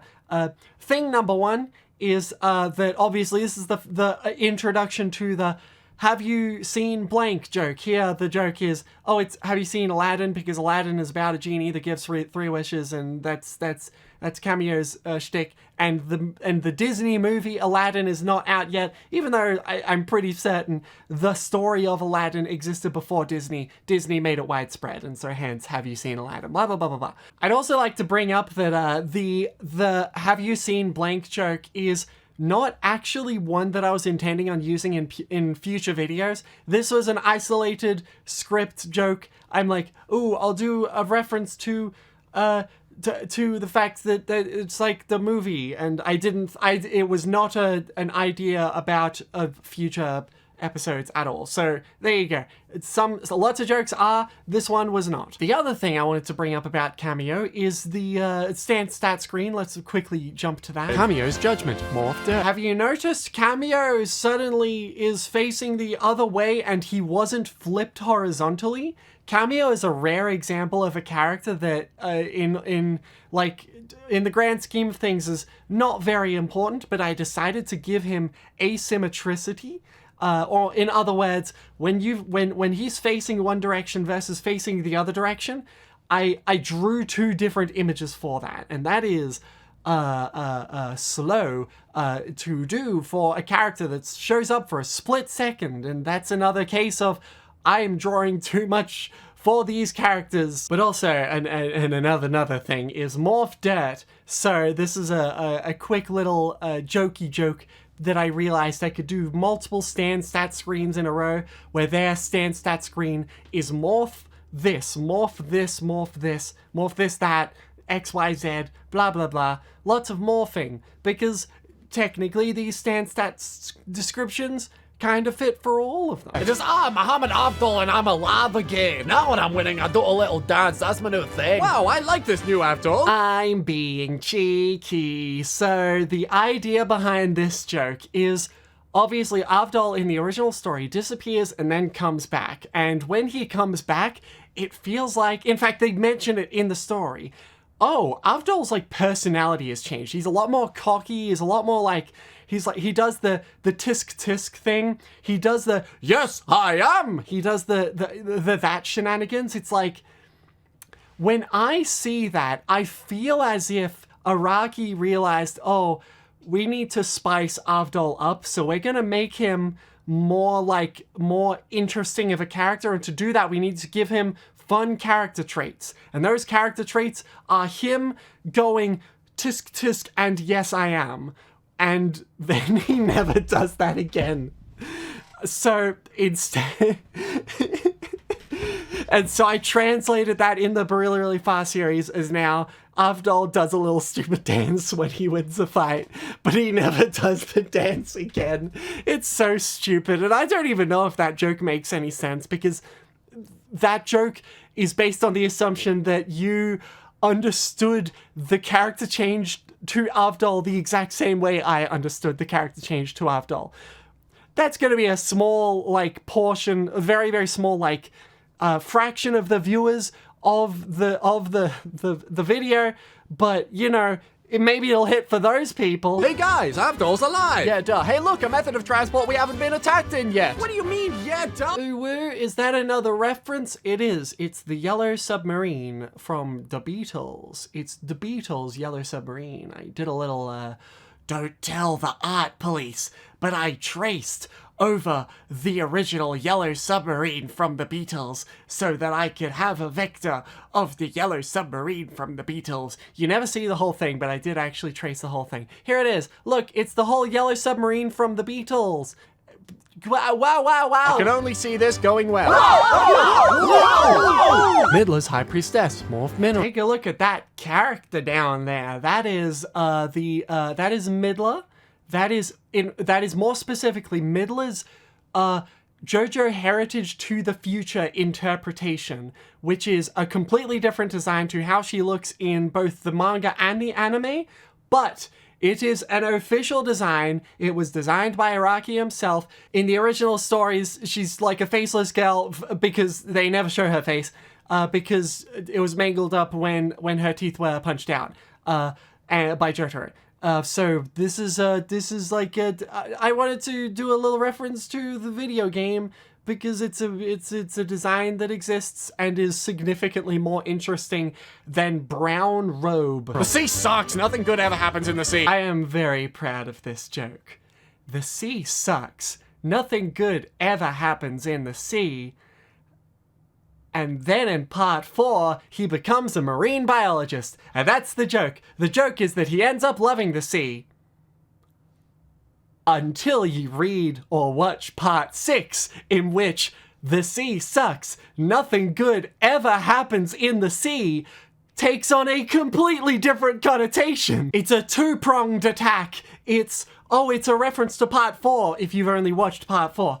And then when part 6, when you read or watch part 6, it's weird. I say watch part 4, but I still say read or watch part 6, because when I was writing the episode, part 6 was not out. The anime was not out. But now I can just say watched part 6. And that's a weird thing to say. The part 6 anime was very, very good. I will not spoil what happens at the end of part 6, but something bad happens in the ocean, let's just say. And this line very specifically references that. You cannot destroy the teeth. It is as hard as diamonds, and diamond is unbreakable. Diamond is unbreakable. Easiest joke in the world. Diamond is unbreakable. Because Diamond is Unbreakable is the name of the part 4 part. So I feel like I'm over-explaining the video. I'm ruining the video for the people who... Well, you know what? It's got 17 million views. Am I going to get any more out of it? Whatever. I might as well just ruin it for everyone. Everyone gets the explanation of everything about this video. We've arrived in Egypt. We're also pretty much out of Tarka, so it must be almost done. Definitely. Oh my god, I just noticed an error I made. I just noticed an error. Ooh, should I point it out? It is a, for all intents and purposes, it is an error that doesn't exist, but I noticed it, and so now I'm going to point it out to you too. Take a look at Avdol. Zoom in, zoom in, zoom in, zoom in, zoom in, right there. Avdol's outline is an even thickness everywhere except for right here. This should be as thick as it should reach the thickness of the circle, should make the outline. It's such a stupid small thing, but this is an error I sometimes make based on how I make the outlines. They are not computer generated. I mean, it's like I use an outline tool, but then I have to fix it afterwards when it makes errors, and it looks like this was an error that I missed. Oh no! I've ruined the video forever!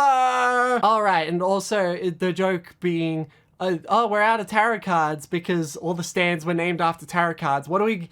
Well, we must win and be done and are winning. Nope, actually, we're also basing them off of Egyptian gods. Of course, the eventual solution to the stand naming problem was name them after bands and songs, or name them after bloody anything, who cares, but mostly bands and songs. And, like, that's a good solution, because you're never gonna run out of those.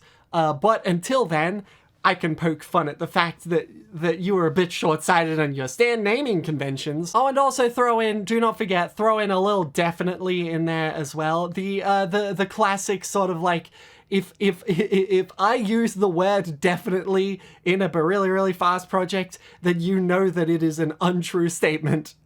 It is 100% going to be an untrue statement. Now I need to subvert that. Oh wait, I literally do at the end of this video. I'm so smart. Good work, that's it for today, team. I also need to mention the robed figures. So there is in this series of robed figures, there's supposed to be 9 of them. They are supposed to be the Egyptian gods, and they are the next stands.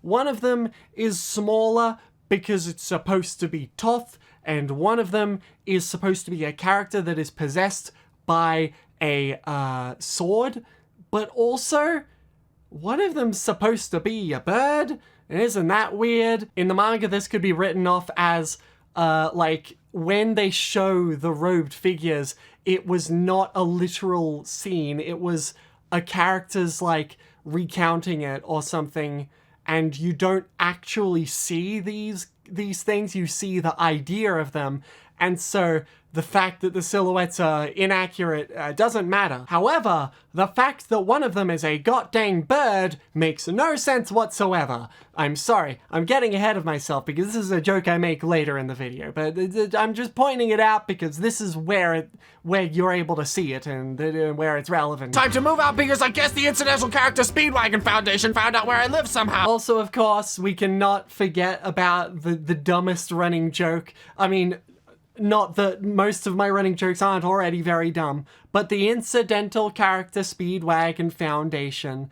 What a dumb joke that is, but I kinda love it. I love this joke, it's so dumb. Delivery! Now, I didn't play that much Street Fighter 4, but for some reason, El Fuerte, doing his second Ultra combo, he says at the start of it, delivery! Delivery! And so I thought, that's a funny way to say that word.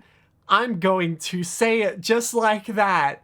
I have no idea if anyone got that reference, but that's what that's a reference to. Look, it's our new dog friend main character companion. He has 3 funny quirks. 1, he chews hair. 2, he farts when chewing hair. 3, he eats coffee gum. This was another case of me poking at the I know why you wrote this way. I know why you did. This was very similar to the Avdol situation where it felt like you wanted to establish that this character is quirky for these reasons. This is why you should care about this character, because isn't he quirky when he does these things?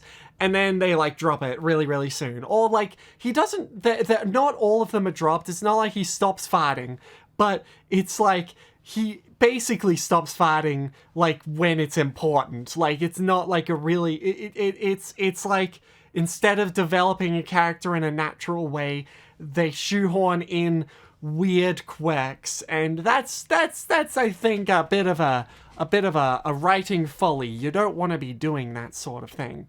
And thankfully, Araki got a lot better, and he doesn't do that anymore. Like, picture the Part 5 cast. When you first meet them, you know nothing about them, but over time, their personality and like, how they respond to things like that shines through very, very well. Iggy, though? Nope. What a funny, wacky character. Also, he's a stand user. Woof. Iggy's the fool. Morph Sand. That's me doing the subversion of the twist on the joke. Now that we've done it a few times, it is now not just Morph Sand, it is Morph Sand Car. As doing a little twist on it because we've done the joke too many times if we don't do a twist on it. Here is a shortcut I made that I need to teach myself to do more frequently. It is sometimes just really funny to make a whoop whoop whoop animation be like one image just going like up and down and then voice over it with whoop whoop whoop whoop.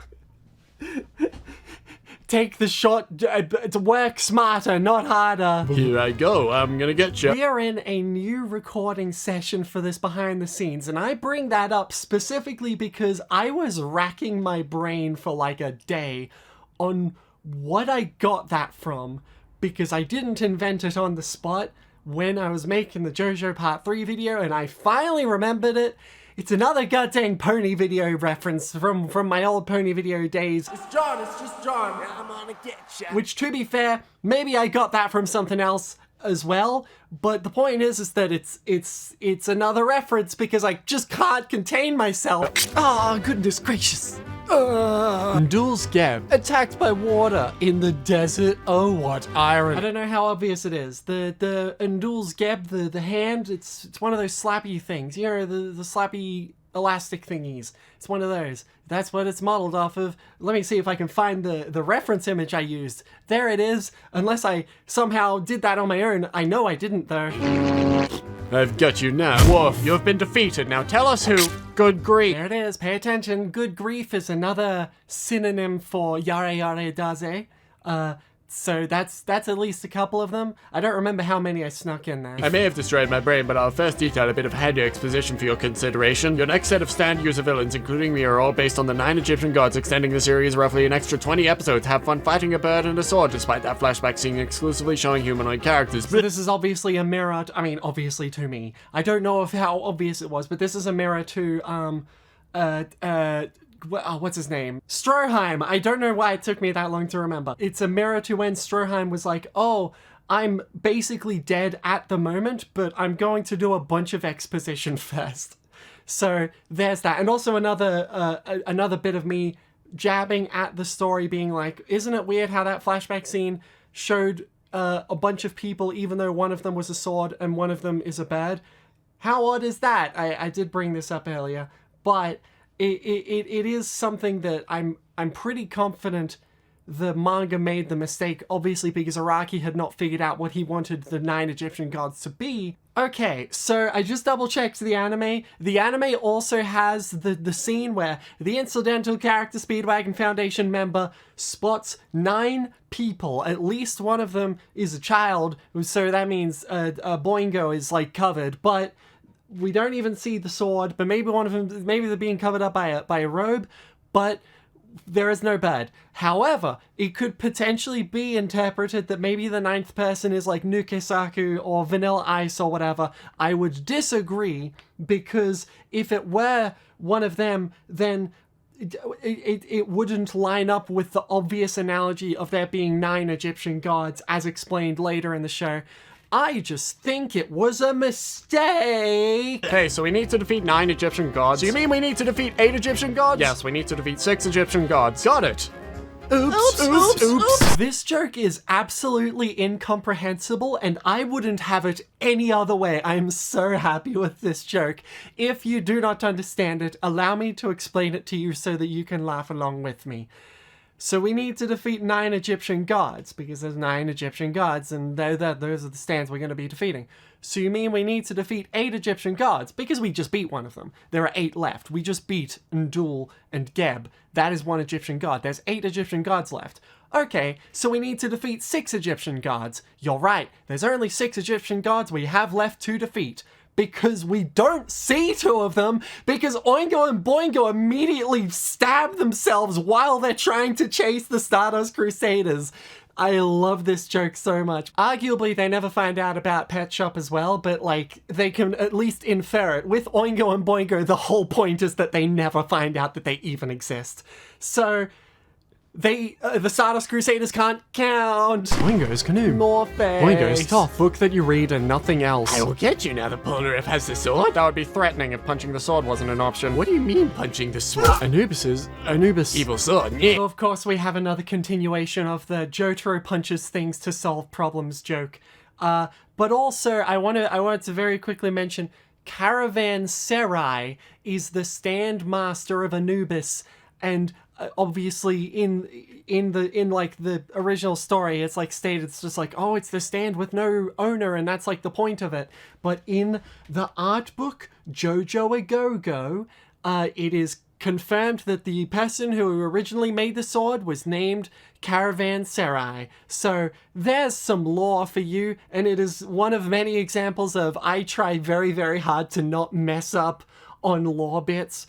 And I'm a massive stickler for it. In fact, way more than I definitely should be. Hello, Polnareff-shaped child. As he said, Shadow X child Polnareff penis. You wouldn't believe what we just had to deal with. It was weirdly sexual. What? I am very, very proud of myself for making that scene work as well as it did. It was obviously, it's another example of like chronologically these scenes are happening at the same time, and so you see them happening at the same time. But also it's the little things, like for example, throughout both the actual scene and also the stand stat screen, you're only hearing one voice. So if you repeat the video a couple of times, you can comprehend what's going on even without subtitles, but obviously subtitles help. By the way, I write the subtitles all myself, so if you want a good experience and words are hard to understand because I speak too quickly or I slur some of the words accidentally, then use the subtitles. That'll help you. But yeah, so I won't delve too deep into it. Besides the fact that obviously you wouldn't believe what we just had to deal with. It was weirdly sexual, with obviously being Jotaro being the only one that like has no comprehension of what this is, nor would he say that because that didn't happen to him. Based on the things that happened in each of the episodes, I'm very proud of this joke. I'm very proud of this scene. And it looks like, based on the new YouTube, like, little hump things for like, where people rewatched bits of the video, lots of people took extra looks at that, which was exactly the intention. I'm very, very proud of that one. Ha! New image! It's Dale's building! We must approach Dio to approach that building. Wait, no, other way around. Building on the joke established at the very start, and I assume a lot of people have probably already forgotten it, but it's the I cannot get closer to him without beating him up or whatever. And Jotaro is basically workshopping that line throughout the Stardust Crusaders series is the intention. So therefore, it makes it so much funnier when he completely messes it up in the final scene. I know where that building is, but you must gamble with me. Daniel J. Darby's Osiris. Couple of things. First, extremely obvious Pokemon reference. Second, this is like the point where the music changes, and I just wanted to mention something about how I choose the music for these but really, really fast episodes. I go to epidemicsound.com, and they're full of royalty-free tracks. I've got like a subscription to them, so I like pick and choose which ones I want, and I tweak them around if need be.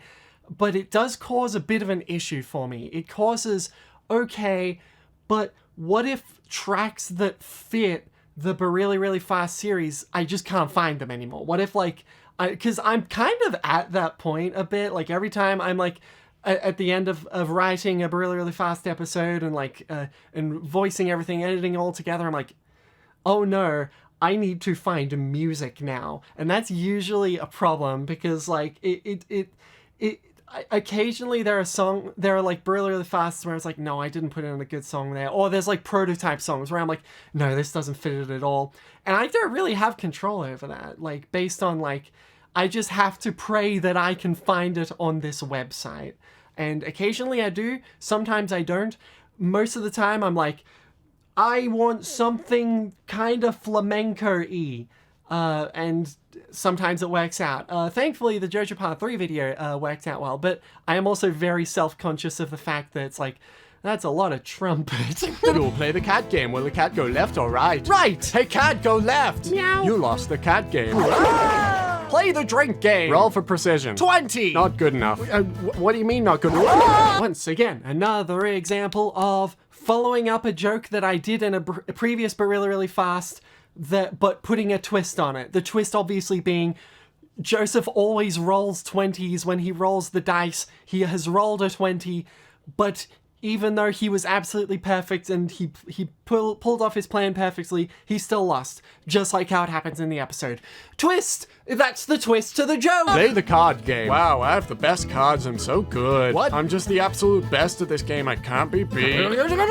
Stop. If you pause the frame, I am such an obnoxious nerd stickler for details. I'm like, what cards were they actually using in this game? I went and recreated all of them because I'm a massive goddamn nerd. Also, this one's cheeky. Look, on the Jack card, it's Jack the Ripper from the Part 1 episode.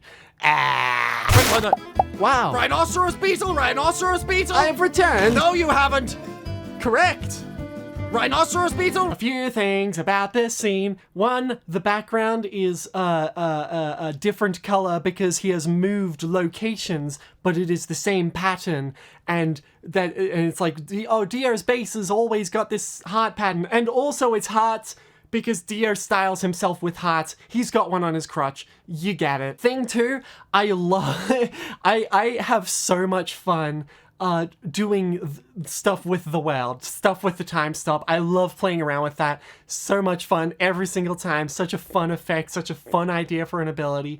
It's just like, I can just like say, you get it. It's a good time. The third thing, and boy am I glad the part 6 anime is out, so I can freely say this without worrying about spoilers, but Dio is reciting the rituals that from his diary that Poochie then eventually goes and takes as gospel and becomes a superpower because of the words in the book.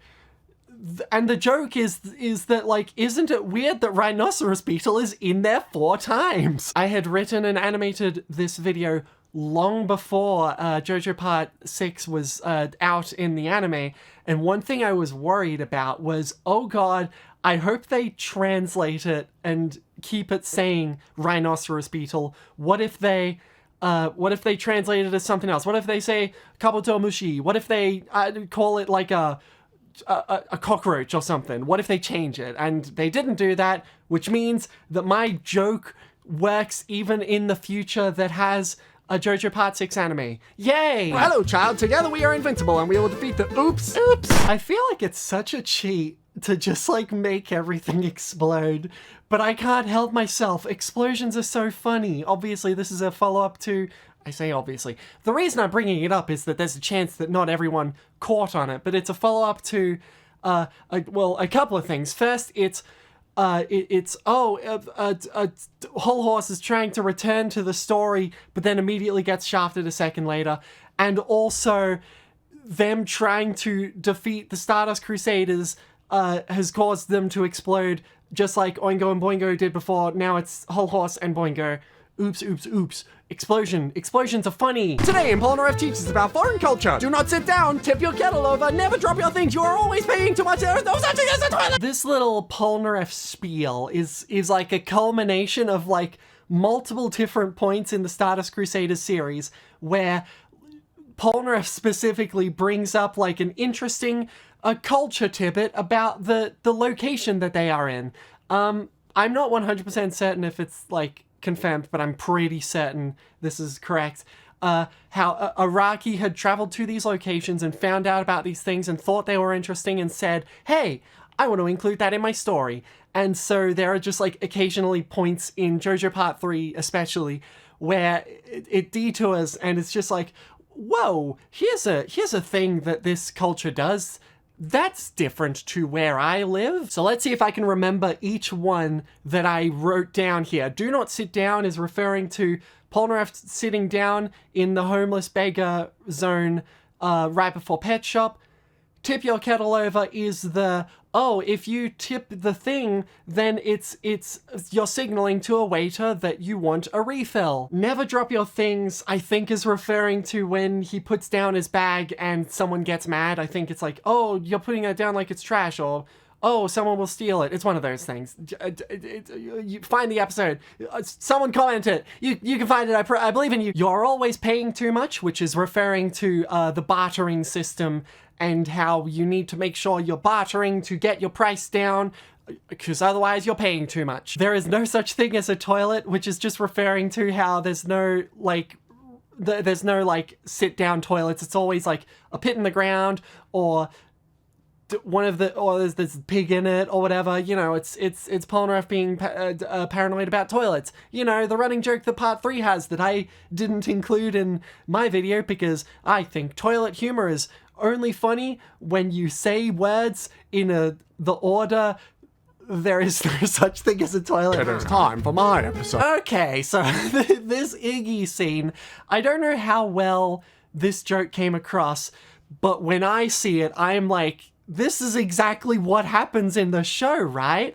Because like, when Iggy is first introduced, he's like an ugly dog. He's like an ugly dog and he's supposed to be ugly and unappealing. By this point in the series, he's like intimidating and serious and like furrowed brow. And it's such a wild difference in design if you put them side by side. And so I just wanted to like put a spotlight on that and how like weird it is that this character just looks completely different between these like designs. And I accompany that with the sound effect. You hear the one every time Iggy says something, he goes like in the background, just like it's just a silly like accompaniment thing. It's dumb. It is I, Bert, caca. Pet Shop's Horace. Under pressure but bad. Did you get this one? The joke is that Under Pressure but Bad is referring to the song that sounds like Under Pressure if Under Pressure was bad. And that song's name is Ice Ice Baby. Because Pet Shop's Horace shoots ice. We have located the Taj Mahal or whatever. This became a fun running gag. Like, the running gag technically starts here because the first time you do it, it's not a running gag. The first time you do it, it's just a joke. The second time you do it is when it becomes a running gag. So in part 2, it's Notre Dame or whatever, because they're entering a building that vaguely resembles Notre Dame, and the stock image I give just looks nothing like Notre Dame. But there's like similar architecture in it, so you can, if you squint your eyes, you're like, yeah, Notre Dame. And it's the exact same thing with the Taj Mahal or whatever. At this point, the joke is not yet overplayed. So this is oh, hey, look, I'm doing a return to this joke.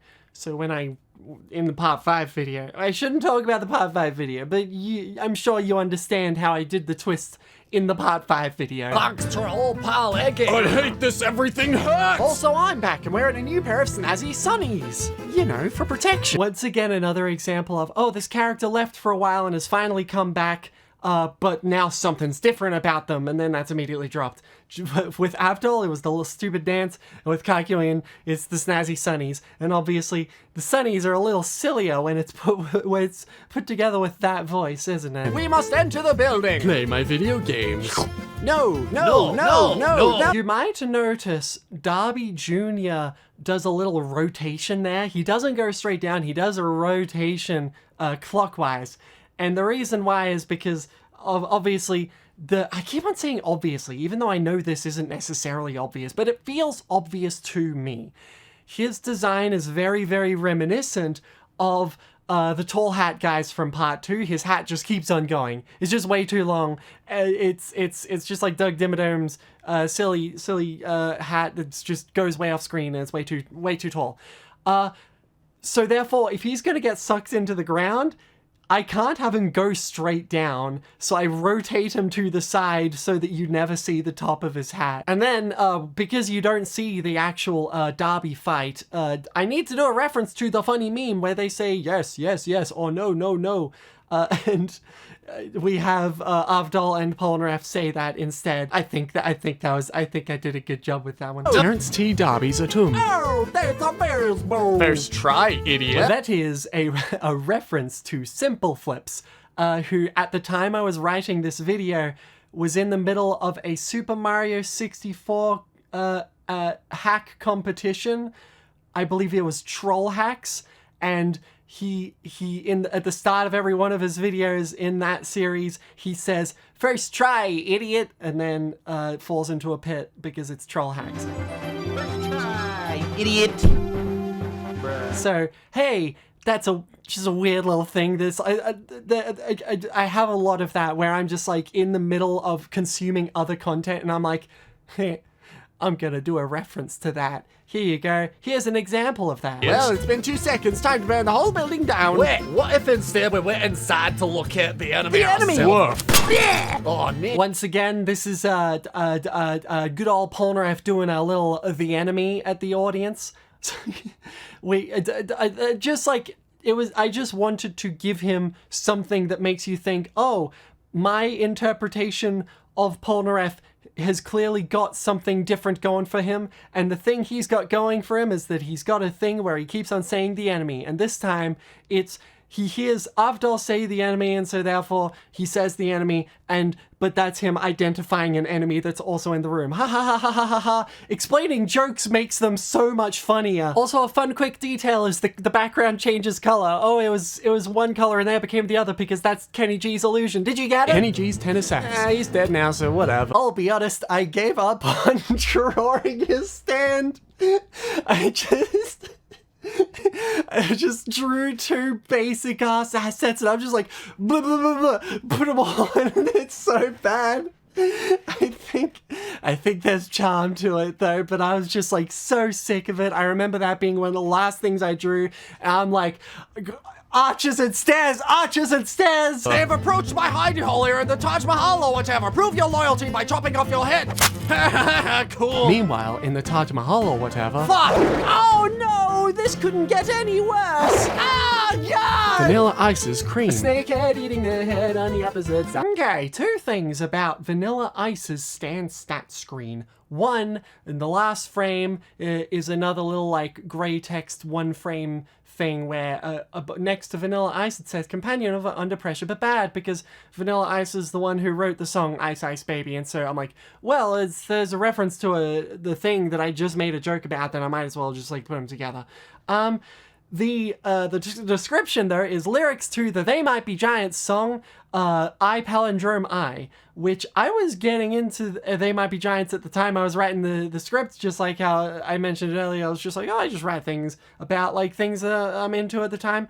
I was like going through each album chronologically, and I was roughly around the Apollo 18 John Henry area, and I accidentally turned it into a running thing. I will go into significantly more detail when I talk about the part 4 video, I promise you. I found you! To beat me, you must approach me! Okay! I'm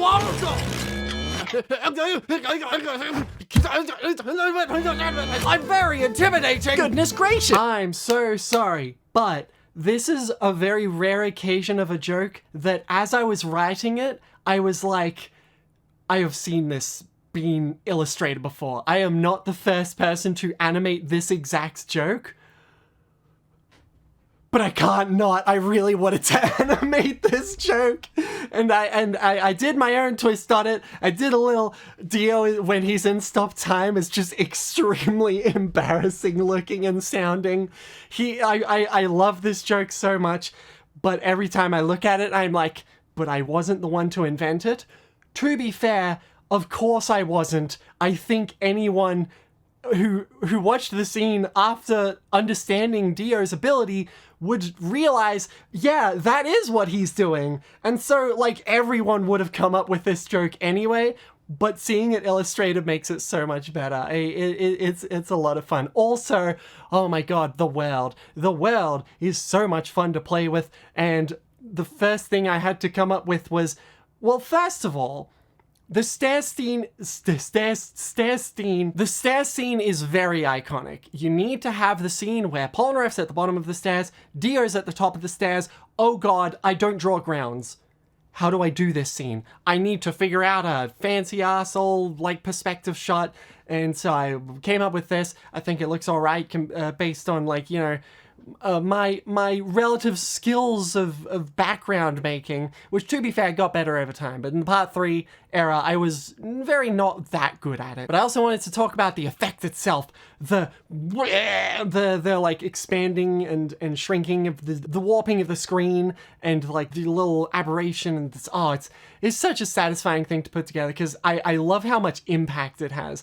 Even the anime doesn't have that much impact. When he does the Zawarudo, it's immediately like bam. Oh, I'm very proud of that effect. I think I did a good job. Hey guys, so everybody's dead and Dio's confusing. Sucks, but sounds about right. We should attack him now. We should not. Good idea, let's do both. Another little cheeky part 2 joke referencey thing where instead of we should attack him now, we should not, instead of Caesar disagreeing and punching Joseph, it's let's do both, because they do a one side runs away and the other side follows from behind. Hey! Twists on jokes! Why were we never doing this before? Always worship on a star! This one, I didn't want this joke to slip under the radar, and I'm happy to say I've definitely seen some comments pointing it out, and yes, it is intentional. Joseph saying, always wish upon a star, that is a reference to Joseph in part 2's flashback saying, I want to be Spider-Man when I grow up. He has grown up and he's now swinging around like Spider-Man.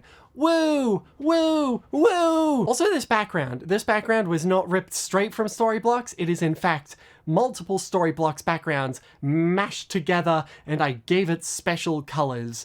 This is a rare example of a background that I did a lot of work on because I knew this battle scene is very important. It's the classic Dio versus Jotaro battle. It needs to have a good background and pretty and be it needs to be good, and so that is a special background for the occasion. I have an idea on how to learn Dio's ability. I will create this web, but good job, Kakyoin. Oops, Kakyoin's dead.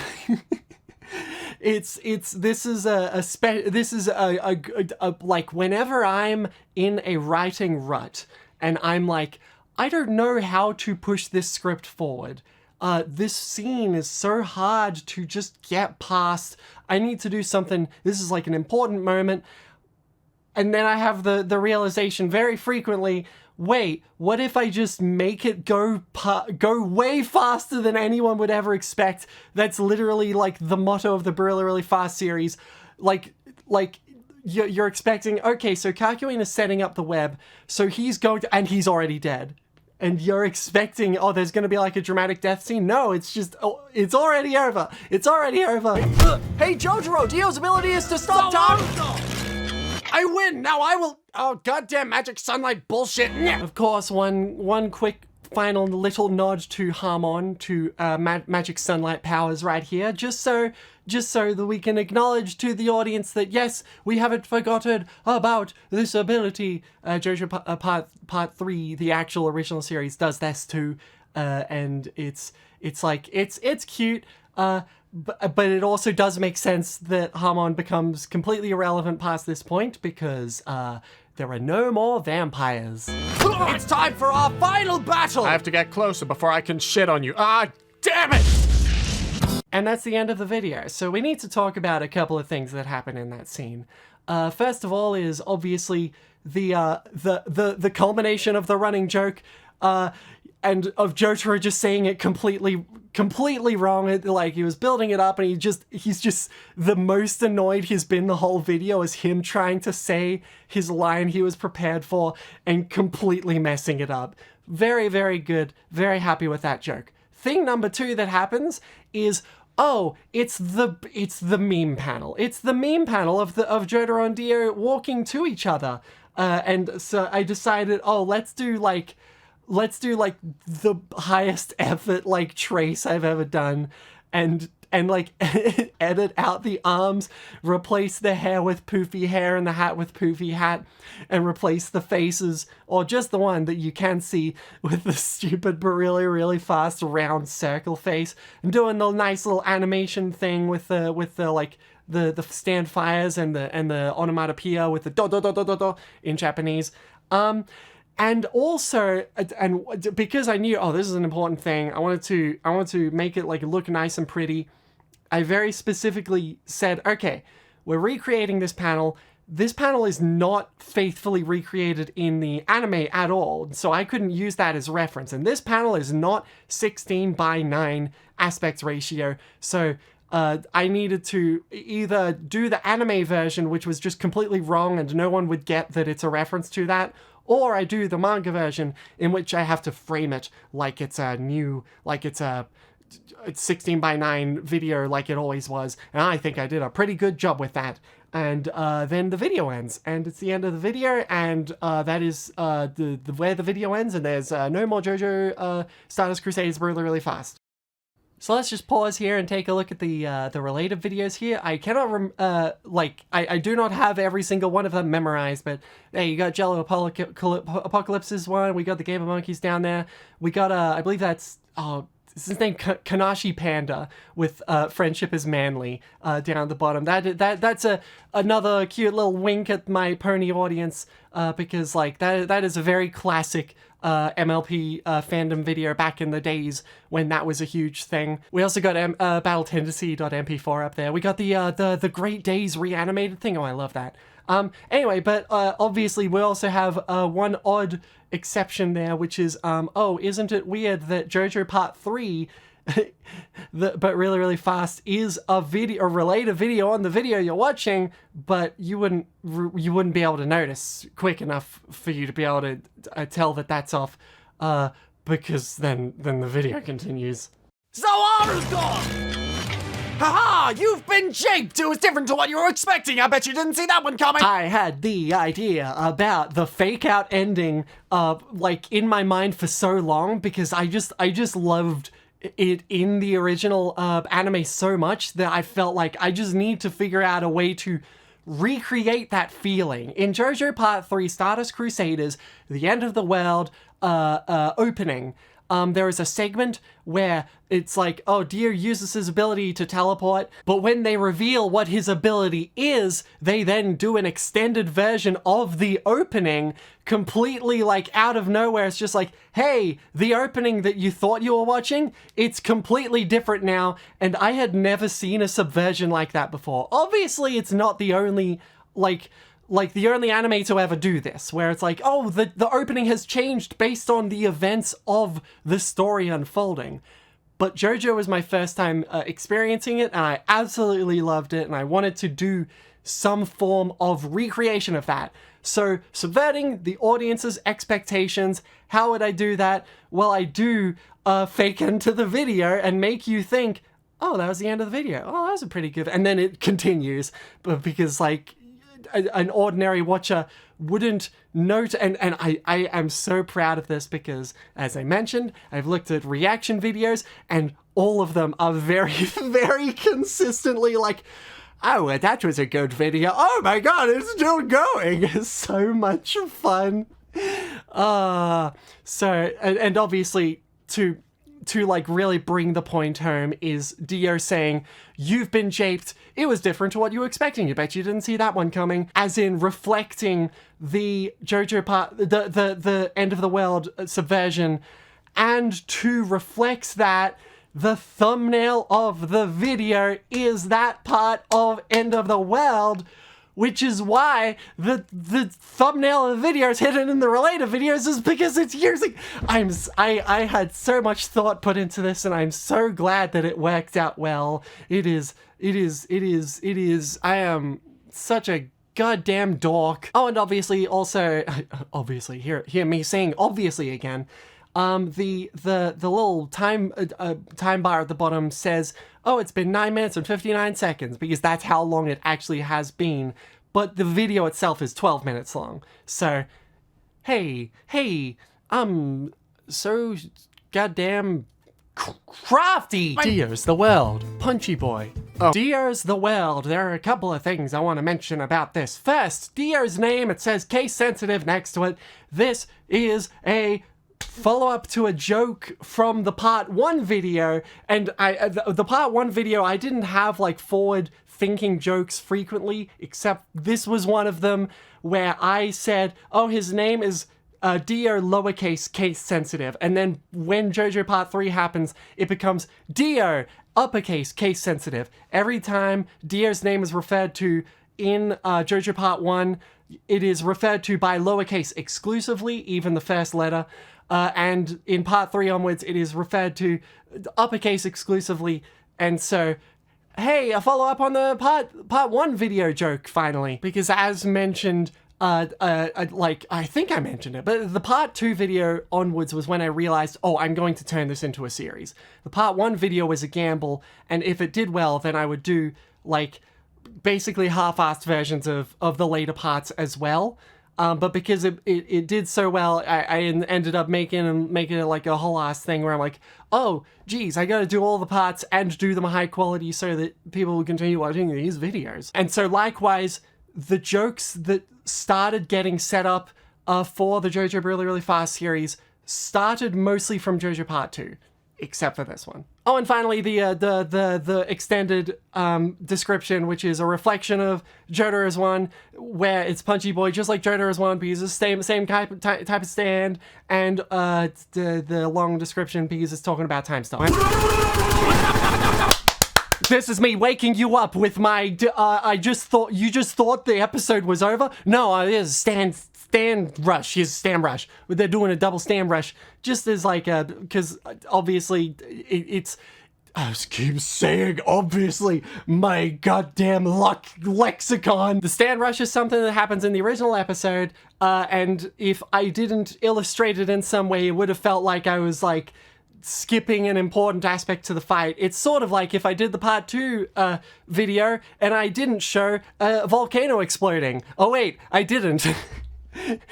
And because I skipped past that because I realized that in hindsight, isn't it a shame how I skipped past that? I turned it into a joke, me skipping past it into a joke, which helps a bit, but it doesn't leave a little bit of a sour taste in my mouth. And so we got to show off them doing a stand rush, and we got to show off the road roller, but we'll get to that. We appear to be similar in strength and speed. I hope this doesn't translate into other similarities. So I'm gonna get you. What the fuck? Honestly, one of my favorite jokes in the video is that exclusively. I think the inherent comedy is, first of all, anyone who watched the episode, the original Stardust Crusaders episode, can understand what is going on here, but also the fact that human reaction times are not that fast. No one will react, will see something, understand it, and react appropriately anywhere near as quickly as that. And there's just like, it's sometimes all you need for good comedy is just good timing. If a joke sounds like it would work on paper, but it's not in practice, it's probably because your timing is off. Here's a lesson for you. Fix your timing up, Buster. What was that? What was what? That thing you did. Lucy says what? What? That little exchange is a little callback to the JoJo Part 1 video where it's like they're play fighting. Dio and Jonathan are like, oh, well, I will beat you because of this. Well, I will beat you because of this. I will beat you because of this. Here is another example of like, oh, it's that both of them are back and forthing vocally, but this time it's loser says what. It's a very rare occasion of Jotaro doing a little bit of levity and just having a bit of a laugh. Oh, it was just a magnet, you little weenie. I hate this and I hate you, Zawa. Oh, great. Is this what we're doing then, Zawa? Uh-oh. I also really like that joke as well. Just like Jotaro gets a tiny bit of time to respond to the stop time. He uses that period of time to just unfreeze to say uh-oh. Because in the original, he doesn't even get the time to do anything. It's like, explaining jokes. I also wanted to bring up that there's... I also had another thing in mind when writing the Zawarudo scenes. First of all, every single Zawarudo he does, it is playing off a Zawarudo that happens in the original story as well. There's no superfluous Zawarudos. Maybe in the one where he's like bouncing back and forth, trying to get behind Jotaro, but Jotaro keeps looking at him. Maybe I did a couple of extras there, but it's still like kind of that quick in the anime anyway. But also something I didn't mention until now, but I had done with the previous Zawarudos and the upcoming Zawarudos as well, is I timed them as according to how long they were as described by the characters. Dio says he only has 5 seconds to do his time stops, but obviously that's not reflected in the anime or the manga at all. Like, they just talk for centuries. Oh, only 1 second has passed. Yeah, no, I don't believe that at all. So I wanted to do a little bit of a, what if it was this period of time passing, and ironically, but really, really fast, is therefore, in a way, the thing happening at normal speed. Oh no, I've been got. I'm definitely dead. Time to finish you off! Time to finish you off! Wait, are you dead? Yes. Okay then, The amount of time that I let pass for Jotaro to say yes is so much longer than I would give myself for literally any other. The Really, Really Fast series is supposed to be fast, it's supposed to be line, it's supposed to be joke, joke, joke, joke, joke. This is the one exception where I just like, I need to hold like a bit of a gap, and especially after my more recent Really, Really Fast, it just feels like such a long gap. But I think it really sells the joke of just like, okay, I definitely believe you. It's, oh, I love it. I love it. Give me a fucking break. Yeah, that's another one of the rare swears. But importantly, that's because that's another synonym for Yari Yari Daze. That I've seen translations give the explicit version of the line. So there you go. I think we've hit. Is that 4 now? It might only be 3. I think we're up to 4 on the synonyms for Yari Yari Daze. Uh-oh. Ah, I'm super powered and full of Joestar blood, even though technically I was already full of Joestar blood. Look at me go! Look at me go! Aren't I just the best? Don't think too hard about where I got this lipstick from. Oh no! Just like how I timed the previous time stops to be exactly 5 seconds long, I timed it so that Jotaro would try to do a bit of a counterattack at the 5-second mark, and then it keeps going to 9 seconds because Dio's all powered up and stuff. So this is another aspect of me trying to like get this to work with my self-imposed restriction, which, by the way, I break the rule in the part 4 video because the bit is over. I proved that I am a smart, but in the part 4 video, it's like Jotaro has like 2 seconds to time stop or whatever, and so it's like I can't tell any jokes in that period of time. Whatever. That's if 2 seconds is like accurate. I think it's around about that. The point is that I wouldn't be able to do things that I have the ability to do with the 5-second period in the part 3 video. Oh, here comes the Joe! Surprise! I can stop time for even more seconds now! Not that wording makes any sense.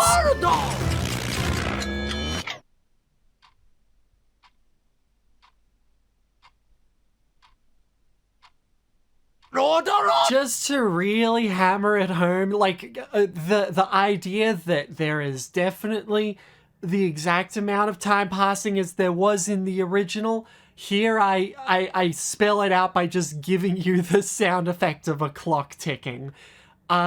It's sometimes you gotta hammer that kind of thing, and I think I did a pretty good job. Tell me if I failed in the comments. Tell me if you didn't understand the point of the why there's such a like this specific amount of gap. It's because it's exactly 8 seconds, which is when he brings in the Road Roller.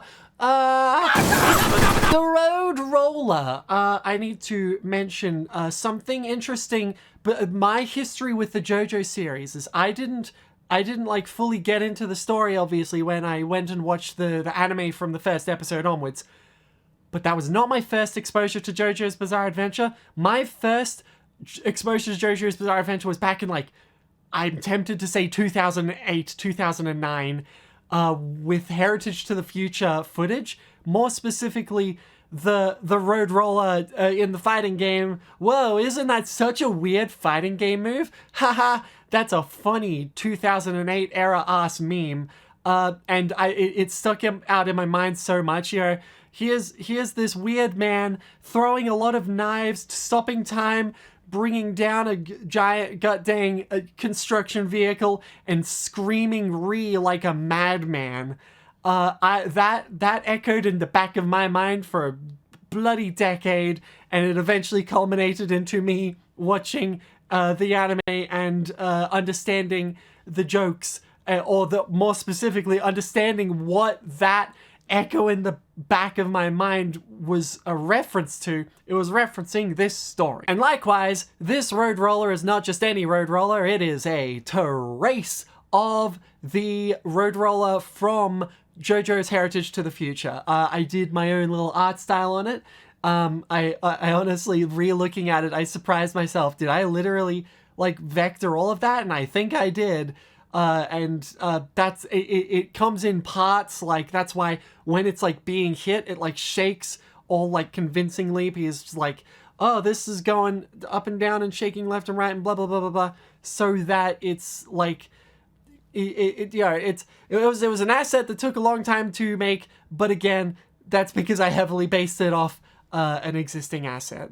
I think the animation looks very nice. Surprise! And this time stop lasts exactly 11 seconds because the first 9 seconds are Dio's and the last 2 seconds is Jotaro doing the stop time, and he does a little teleport because how the hell is he going to get up there in 2 seconds to do the punch? And also because I'm a little sneaky weasel spider bat, I also implemented the sound effect of Jotaro's time stop that was established from JoJo Part 4 onwards, because they get 2 different time stop sound effects, and even though it was only used in Part 4 onwards, I'm like, yeah, let's use it here because it's Jotaro's time stop, and then he does the punch, and then he wins, and it's very, very satisfying animating. This entire fight was such a blast to write and animate for, and it's like a lot of the JoJo Part 3 video is just like me basically, I just want to get up to this part, I want to do this part, I want to do this part, and it certainly was worth it. I'm pausing again because, of course, I need to do another re in there. I need to just like belt out a god dang re. It's Dio's voice is a hard one on the throat. It's like, I can do it, but my vocal cords are not going to agree with me afterwards. Well, such is the sacrifice you make for good art. That being said, voice actors who aren't me, are able to do screams that don't tear out their goddamn vocal cords, and I'm getting better at that a bit. There was definitely a period where I just like couldn't do Crass's voice, and now I can do it whenever the hell I bloody want, and it doesn't hurt me at all, and I can just keep going. Crass's voice being adopted later as Okuyasu in the Part 4 video, which, by the way, Crass is another old video of mine that I stole a voice from. You can't stop me, you can't stop me! And then Dio's head exploded. Hey, wake up! Are you alive again? Weird Al Yankovic canonically exists in the JoJo universe. Okay, he's back. At time of recording, and hopefully at time of uploading, if I did end up releasing this on my birthday like I wanted to, March 12th, thank you for asking, I am a few days away from seeing a Weird Al Yankovic concert live in Australia. That's exciting. I've never done that before. Yay! Oh, very excited. I like, especially a lot of my earlier YouTube content is heavily influenced by some of Weird Al's stuff. He did, especially his polka medleys. I did a lot of little animations to them. Again, little pony video animations, and it's very exciting being able to see him live. Is going to be really cool, and I'm going to hopefully have a good time. Hello, it is me from the future. So I clearly didn't make the birthday upload date like I wanted to, which means I have seen Weird Al, and it was a very, very good concert, and also we'll just take the opportunity to go, wha-bam! Look, it's a photo. It's a photo with me with Weird Al. It's very, very exciting. So, yay! Woo! Haha! Face reveal. That was irrelevant to like the actual thing in the JoJo Part 3 video.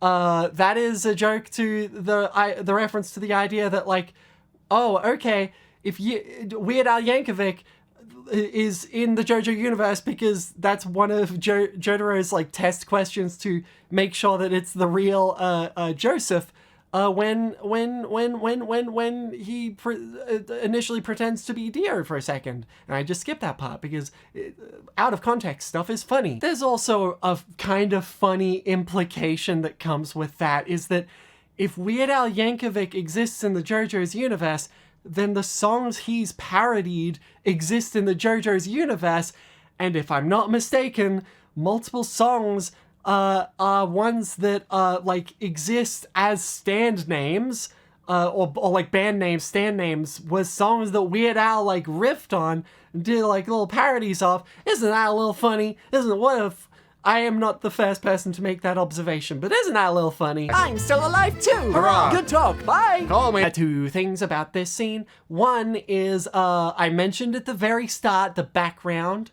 Here is the exact same type of background, but recolored, because this is the airport background. Yay! And thing number two is Jotaro saying "call me" is a call forward to the fact that they get back in contact shortly after the period of part 3, so that they can do the stuff that is referenced in part 5, where they go looking for the arrows and stuff. I mean, we are pausing like every split second here, but this is something I wanted to talk about. This a little snippet of clip where it shows Holly is alive and good and well. When I write my scripts, I don't necessarily write in who's speaking each line, because I'm writing it. I know what each character is saying. I know that this is Joseph's line. I know that this is Jotaro's line. This line in particular, I just wrote down as, "Whoa!" I couldn't remember who said this or why. Why was this in the script? What did I write this down for? It took me way too long to realize, oh, right, they need to resolve the fact that Holly was dying and now she's alive. And when I was writing the script initially on a rewatch of part 3, I had like made that mental note, oh, we need to resolve this. And I just completely forgot when I was like voicing it. I'm like, who says this "wow" line? And I just left it until like after I'd done everything else. And then like as I was cleaning things up, I'm like, oh, right, oops. I do need to do a Holly thing. And so that's just a little funny behind the scenes thing for you. Hey, remember when the story was about vampires? Me neither. Anyway, so Dio's body melts in the sunlight. Okay, so we may or may not have lost half our crew and killed countless bystanders. I'm somewhat proud of this shot, and it sort of turned into another cute little tradition thing for the big JoJo projects, where I do a silhouetted character with a sun in the background, and there's like, they're casting shadows, and they're like against a ground for once. I obviously have not done this every single time, if only because I like not having to draw grounds or like photo mesh in grounds like I did for this one. But obviously for the final shot of the thing, I have to implement that to just as like a nice vignette. But at least Dio's dead. Definitely. Definitely. Definitely? Really? And that is the culmination to the Dio is definitely dead joke that I had kept up since the first JoJo video, in which, oh, Dio's not actually dead. Oh, Dio's not actually dead. Oh, Dio's not actually dead. Followed up with a Dio is dead definitely. It's the word definitely has a very specific use in the Barilla Really Fast scripts. Definitely never means yes in the Barilla Really Fast scripts, except for here, in which the subversion is, oh my god, I'm actually really surprised that it actually means yes this time. Okay, well, Time to go see my wife, who I have a healthy monogamous relationship with. Oh, wait. yada yada. Walk like an Egyptian. 3 things in a row there. Number 1 is we've reached the end of part 3. We need to reference the start of part 4 in some way. We need to show, like, the through line. The JoJo Part 1 video didn't have the through line to JoJo Part 2. I didn't write a connection there. I have the reference to JoJo Part 3 instead. JoJo Part 2 has the jail at the end showing, oh, shoot, it looks like the evil is not defeated, and this bloodline is going to have to continue dealing with stuff. And the end of the JoJo Part 3 video, how do you reference JoJo Part 4? It doesn't have a direct through line except for a cute little, oh, oops, Joseph didn't have an extremely monogamous relationship 100% of the time, and so I shoehorned that in. And finally, we have Jotaro giving off the yare yare daze, but cut it off early because it's like, oh, he's finally saying it. Let's be silly about it and just be like, okay, you've had it, and then it's the to be continued. And that's walk like an Egyptian. And I'll let the rest of the joke play out. Look, they stopped using roundabout by this point in the show, so I thought maybe like I should. So the joke is clear, isn't it? The fact that the roundabout ending to be continued meme thing it's just such a well-known thing as like a connection to JoJo. Oh, everyone connects JoJo and roundabout and to be continued together. It's all one package. Hence, the fact that they changed the background, the ending song to Walk Like an Egyptian, and then Last Train Home, I believe, is the second ending, but that's an instrumental, so I couldn't make as much of a joke with it.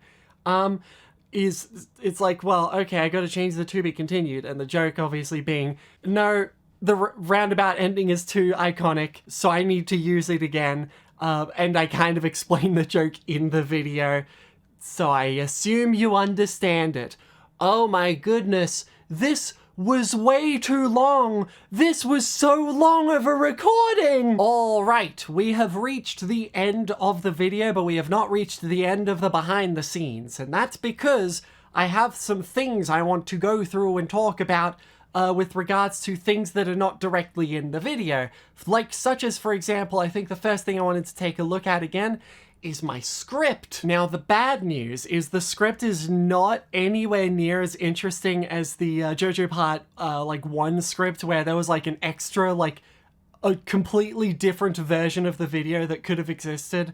The script that I have saved is basically the original, the script that ended up going out, with a few pretty minor, two major exceptions, mostly minor. Let's talk about it. The very top of the script, I have like directions for myself for what voices I think I should give the characters. I think I started doing this on this video, but I've done it with like future videos as well, where I'm like, okay, how I need to make each character distinct, and I need to make their voice consistent for every time I go back into the recording booth and I voice more lines for them. So here's what I have written down for the 5 main Stardust Crusaders. Joseph, same, maybe older sounding, referring to I just give him the same voice from the JoJo Part 2 video, and if there is any difference between the voice between them, honestly, it is just because my voice changed and not because I intended to change the character's voice.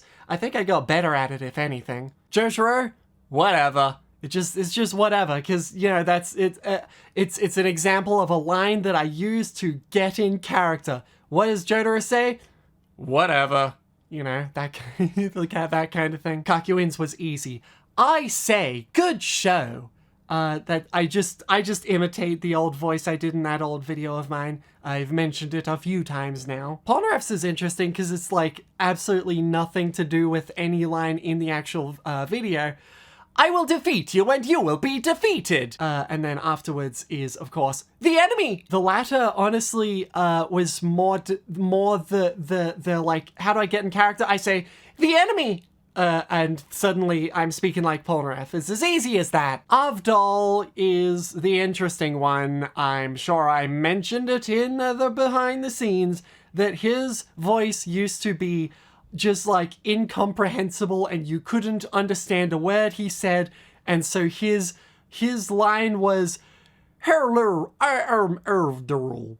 Which honestly, there's still part of me that thinks I could have made that work, but I didn't build the script around it. I built the script around he's like very hard to understand, but you could still understand his words.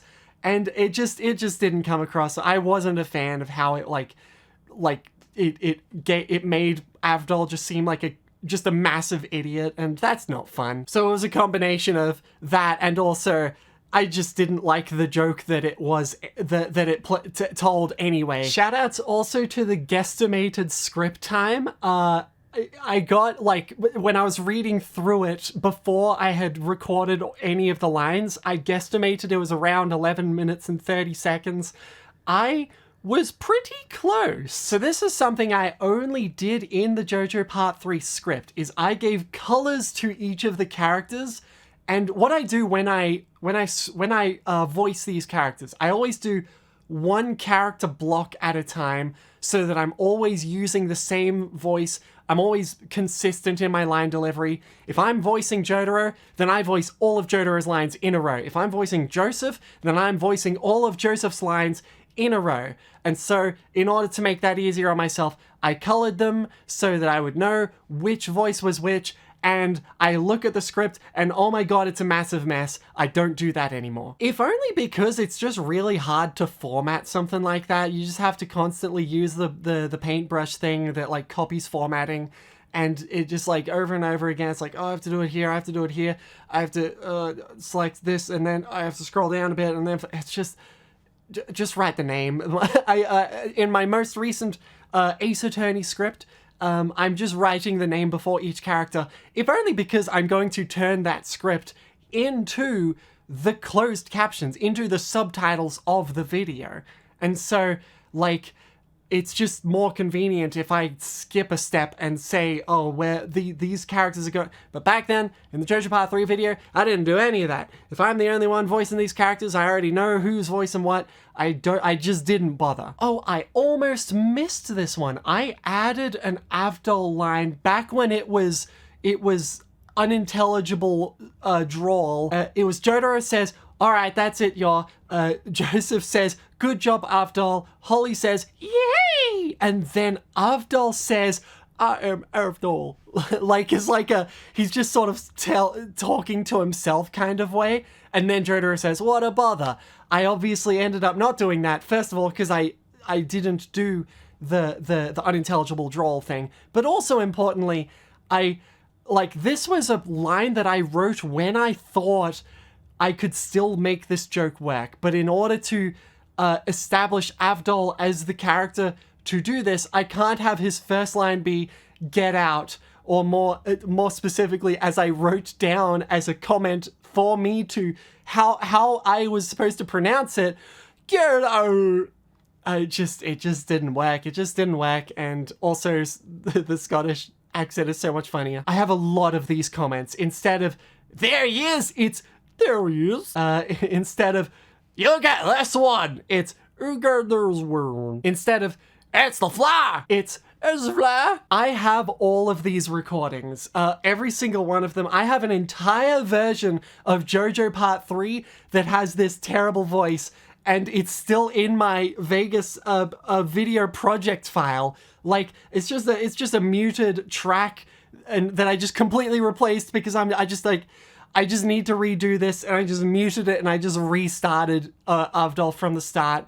Avdol's Scottish voice was a very, very late addition, and it's very clear based on how the script looks. Before we move on, it's me from the future again. I put together every single one of Avdol's lines from the old recording. Here they all are in rapid fire. Alright, man. Here he is. It's Dio! I'll name my stand. This one. Stop! It's the fly! It's the fly. Let's go to Egypt! Yes. It's the fly! It's the fly. A hole on the wall. Who's the... Wait, you mean you don't need to punch your camera to use your ability? Calculans. Oh, jeez, whatever will I do? Oh, it's Avdol! Oh, not Avdol. Great Avdol. Wow. Here's I'm having Avdol and I'm alive again. Now when I'm winning, I'll do a little dance as my new thing. Wow, I like this new Avdol. Going well.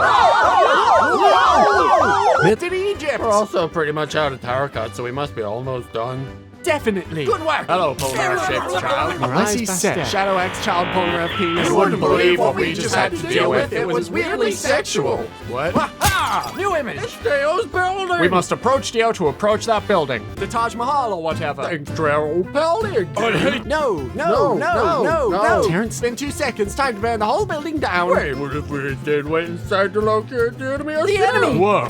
Yeah! Oh, neat. Kenny in the Taj Mahal or whatever. Oh no! Let's go over a few more of these. On Wait, you mean you don't need to punch a camera to use your ability? the comment I gave was like mumble half of it. Instead of, oh jeez, whatever will I do? Oh, it was oh jeez, whatever will I do? Oh. That's right. I didn't exclusively do it for Avdol. In fact, here is an example for Enyaba. On the script it says oh no, but in my little comment I say I'm like I want to pronounce it like oh no, which I'm tempted to say like I got that from like South Park or something. I like off the top of my head, That just reminds me of like a South Park-ism. I put a comment on ZZ's Wheel of Fortune because I wasn't sure if it was ZZ or ZZ maybe, but then I looked up the Japanese pronunciation. In katakana, it says very clearly ZZ, and so I put in the katakana there, like basically telling me, oh, this is how you pronounce it when you get up to this line. Now, if you're going to have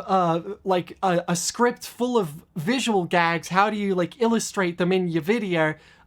You in the script rather. Here is in the Steely Dan's The Lovers segment, I just had one comment that just says, next clip, split screen, Jotaro becomes bridge, does back rub, shuff libs, and gets caught and beat up. Just like directions to my future self of ideas that I was having as I was scripting it out. I just spotted another curiosity in the script. Cameo Stand Stat Screen had a few more words in it originally, but I changed it because it was bad of a joke. In fact, there's a few of them. We've got a Magician's Red one, we've got an Ebony Devil one, we've got the World one. They were all different to how they eventually turned out. A method of transport we haven't been attacked in yet. The comment I gave was subvisible. We want to be able to see the submarine during that line. Comments I gave for the woof and the meow was like, just do like a normal voice. I used the same twig break sound effect in part 1 when destroying the sword. Both swords, they were destroyed by twig break sound effect. In fact, I actually forgot to mention that because it happened so quickly in the actual video. But yes, that's another reference to the part 1 video. Right, here's an example of like, oh, here's one reason why doing the colored script lines was a bad idea, is because this line is 4 characters are saying it, but how do I illustrate that? Oh, just color different bits of it. Oh, that's a bit messy, isn't it? Anyway, that's another comment where I basically say, oh, 2 different scenes are playing at the same time. Here's some more miscellaneous comments. Take a look. Oh, you can read them yourself. I wrote in the, damn it, from Jotaro, the comment, like, actually angry, you know, for once. There's me marking the case-sensitive joke on Dio's name in the stand stats screen. You know, I think I just remembered something. I think with the case-sensitive joke in the part 1 video, I did the name tag thing.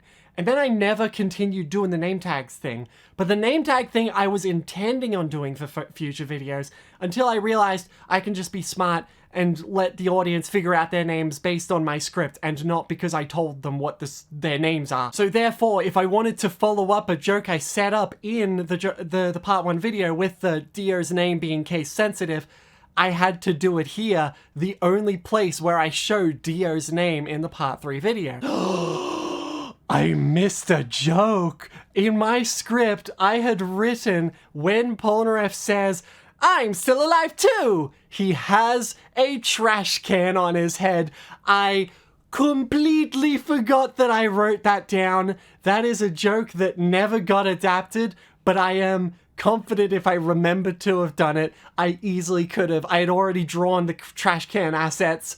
That is very interesting. I completely didn't even know about that. Literally, you are listening to me discovering this because I haven't looked at this script in bloody years. And finally, at the bottom here, we have the Meanwhile in Japan. My comment was cut halfway through the Meanwhile. And the final comment, which is on the wow, I have the little tag saying Susie and Holly. I cannot remember if that was before I realized I don't know why I wrote wow, or if it was after and I'm like, I need to make sure I don't forget, so I got to tag it Susie plus Holly. It was one or the other. One thing's for sure, I definitely couldn't figure it out during a recording session. I was thinking I was going to skip over a couple of comments, but you know what, I might as well mention them even though they're already clear. It's like I've already gone through every other comment. Here, when mild cough, fever, head rush, dainty, swoon, faint, I gave the comment rarity bed, but it's the P1 father bed. So that's the rarity joke I mentioned before. And during one of the Dio speeches, Enyaba's wandering around handing off arrows. That's the comment I made. It was a visual joke, and so it wasn't in the script unless I gave it its extra comment, and so there you go. Blah, blah, blah, blah. Any official ass smart dang writer, screenwriter would be like, well, actually, this is how you would write that kind of thing into a script. You would have it formatted like this, and you would have a little segment here, and this is the dialogue, and the segment down here, and this is the actions that are happening on screen. You know what I say to that? I say, I don't have a template for that. Because otherwise I totally would potentially do that. But it's either way, it's convenient writing this way because it means it's easier to translate into its own closed captions. Speaking of the closed captions, back in the JoJo Part 3 video, I had done it using the YouTube subtitle editor, but it was too imprecise and annoying to work with.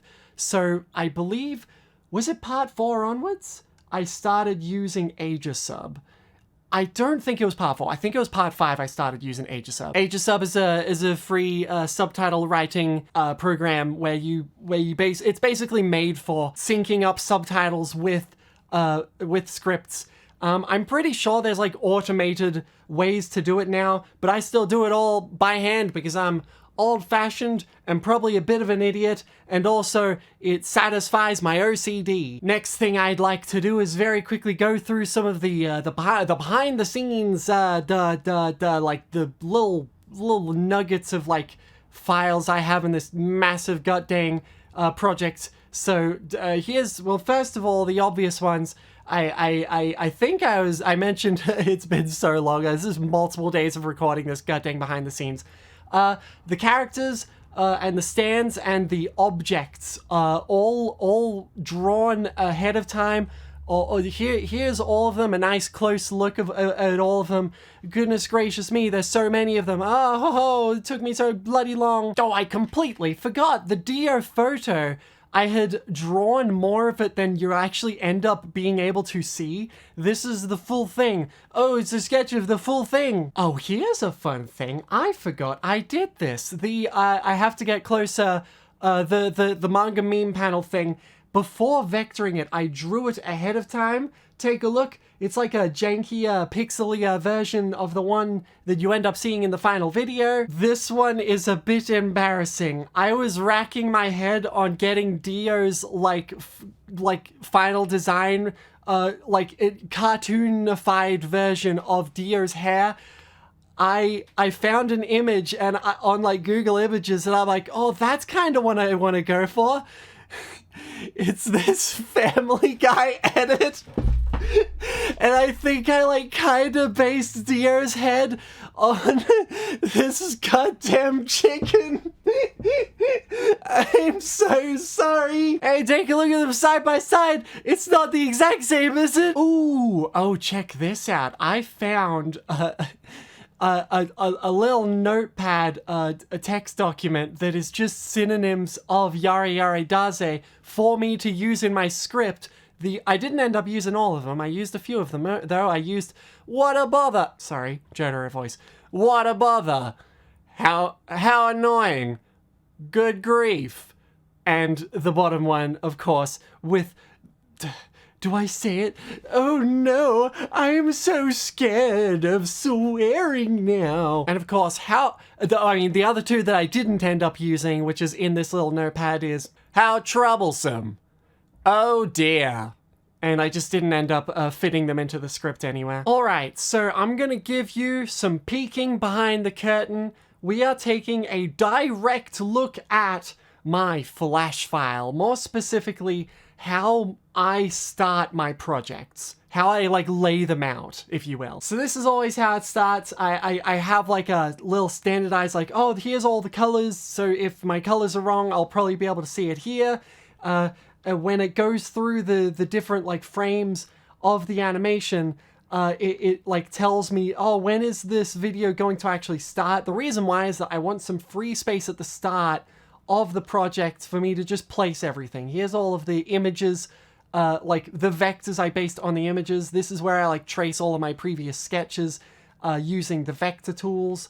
And here's all the characters, all uniformly put together side by side so that I can go fetch them and put them in each relevant scene as they come up one at a time. Next up is the thumbnail, in which I pose things, put it all together and see if like that looks good. and take a picture of that, and then that becomes the thumbnail, and then the actual video starts. My layers are laid out like this. The top layer is the audio. The next 4 layers are like for specifically timing out specific things. I usually only use the bottom one, but if I'm doing like a music video, then I use all of them. Up top, I've got like a camera object that I move around so that instead of moving the entire scene around for a shaking thing, I just move the camera and it shakes the render, and it's very convenient. And then I've got a ton of blank like layers, and in between those layers I just have whatever it is I'm actually animating. And then on the bottom there we've got the background. It's just like the background is usually doing a bit of a scroll, and so it's just doing a tween from left to right or right to left or whatever is going on. And then I do everything by hand. That's not necessarily true. I have shortcuts, like for example, in each like character object, which I call them puppets. In each puppet, they have like their own set of animations, and so I can move that whole thing. Instead of manually moving their character left and right whenever they're doing a talk or a walk, I have a looping animation of them shaking left to right that I swap in and out.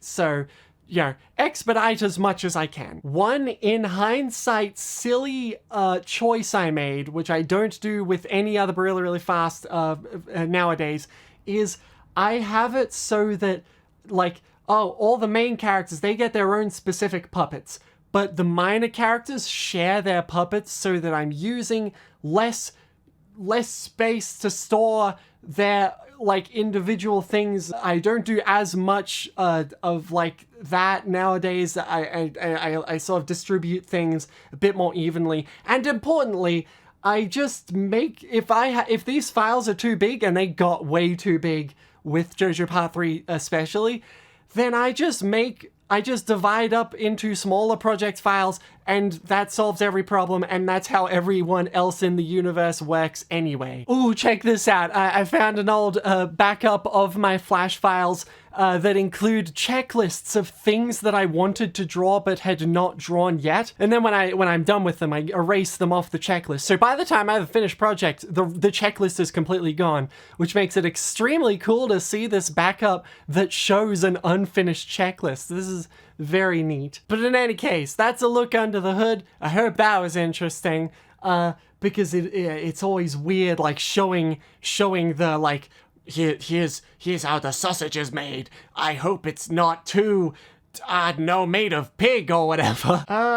And with that, I think I'm done. Did I finish this behind the scenes video finally? Because goodness gracious me, there's just so much. I hope this wasn't terribly boring. I hope this was informative. I hope you had a good time. I hope I condensed it down to a healthy amount of consumable content. And I think the last thing I want to talk about is my future projects and where I'm at them. Because I like being weird and cryptic. The really, really fast direct, if you haven't seen it, please watch that first before I explain what I'm doing with my content. But here's the current plan. I think the April Fool's video is just going to be last year's April Fool's video, as in the one that was originally supposed to be last year's April Fool's video. Jono explains King Crimson. Afterwards, I will hopefully be able to goddamn fit. Ace Attorney really got away from me. Ace Attorney, but really, really fast, is an absurdly long script. I have drawn every character. I'm really, really happy with a lot of this script. There's some of it which still isn't finished. It's like the very end of the last case there. But otherwise, I just need to finish the script and then get to animating.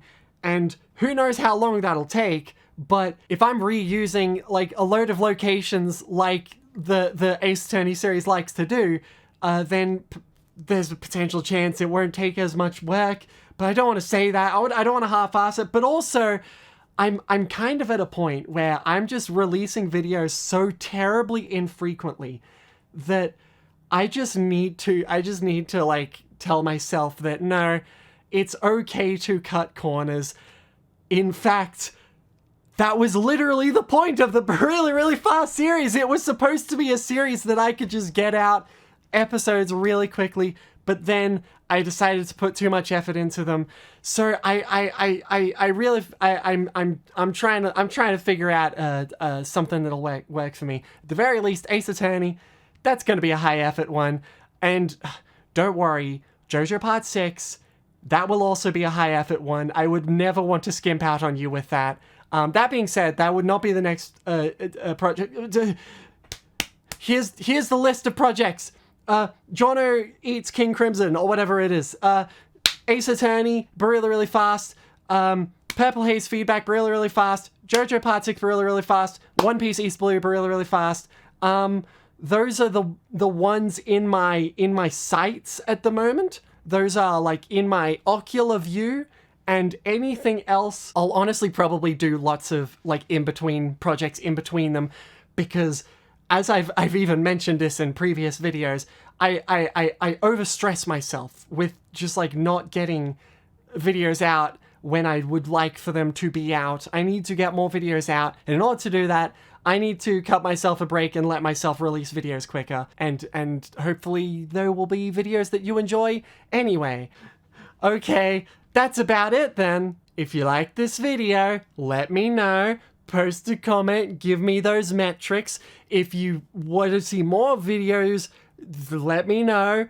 Post another comment, two comments. If you want to see more videos, you subscribe to the YouTube channel. If you want to follow me on Twitter, my Twitter's still down there. Somehow Twitter hasn't exploded yet, even though it's trying really hard to explode. And of course, if you would like to send me Spider-Bat fan art, then you can post it on Twitter and then at me on Twitter, and it'll be, I will love you forever. And as all of you know, the Spider-Bat is the Spider-Bat fan art is it's all for this. It's all for this. This entire channel is a grip for more Spider-Bat fan art. The calls to action are over. Goodbye. It's time for another adventure in the JoJo. Whoa! Hello, hello everyone. It is I, Joseph Joestar, and oh, who's that in the distance? Could that possibly be? Yes, it is. It's my son, Josuke Higashikata. Hello, Josuke. It is. His voice isn't even that still. It is I, Josuke Higashikata. Hello. Well, welcome to. I guess we're in Mario or whatever, and you're very young. Don't think too hard about that.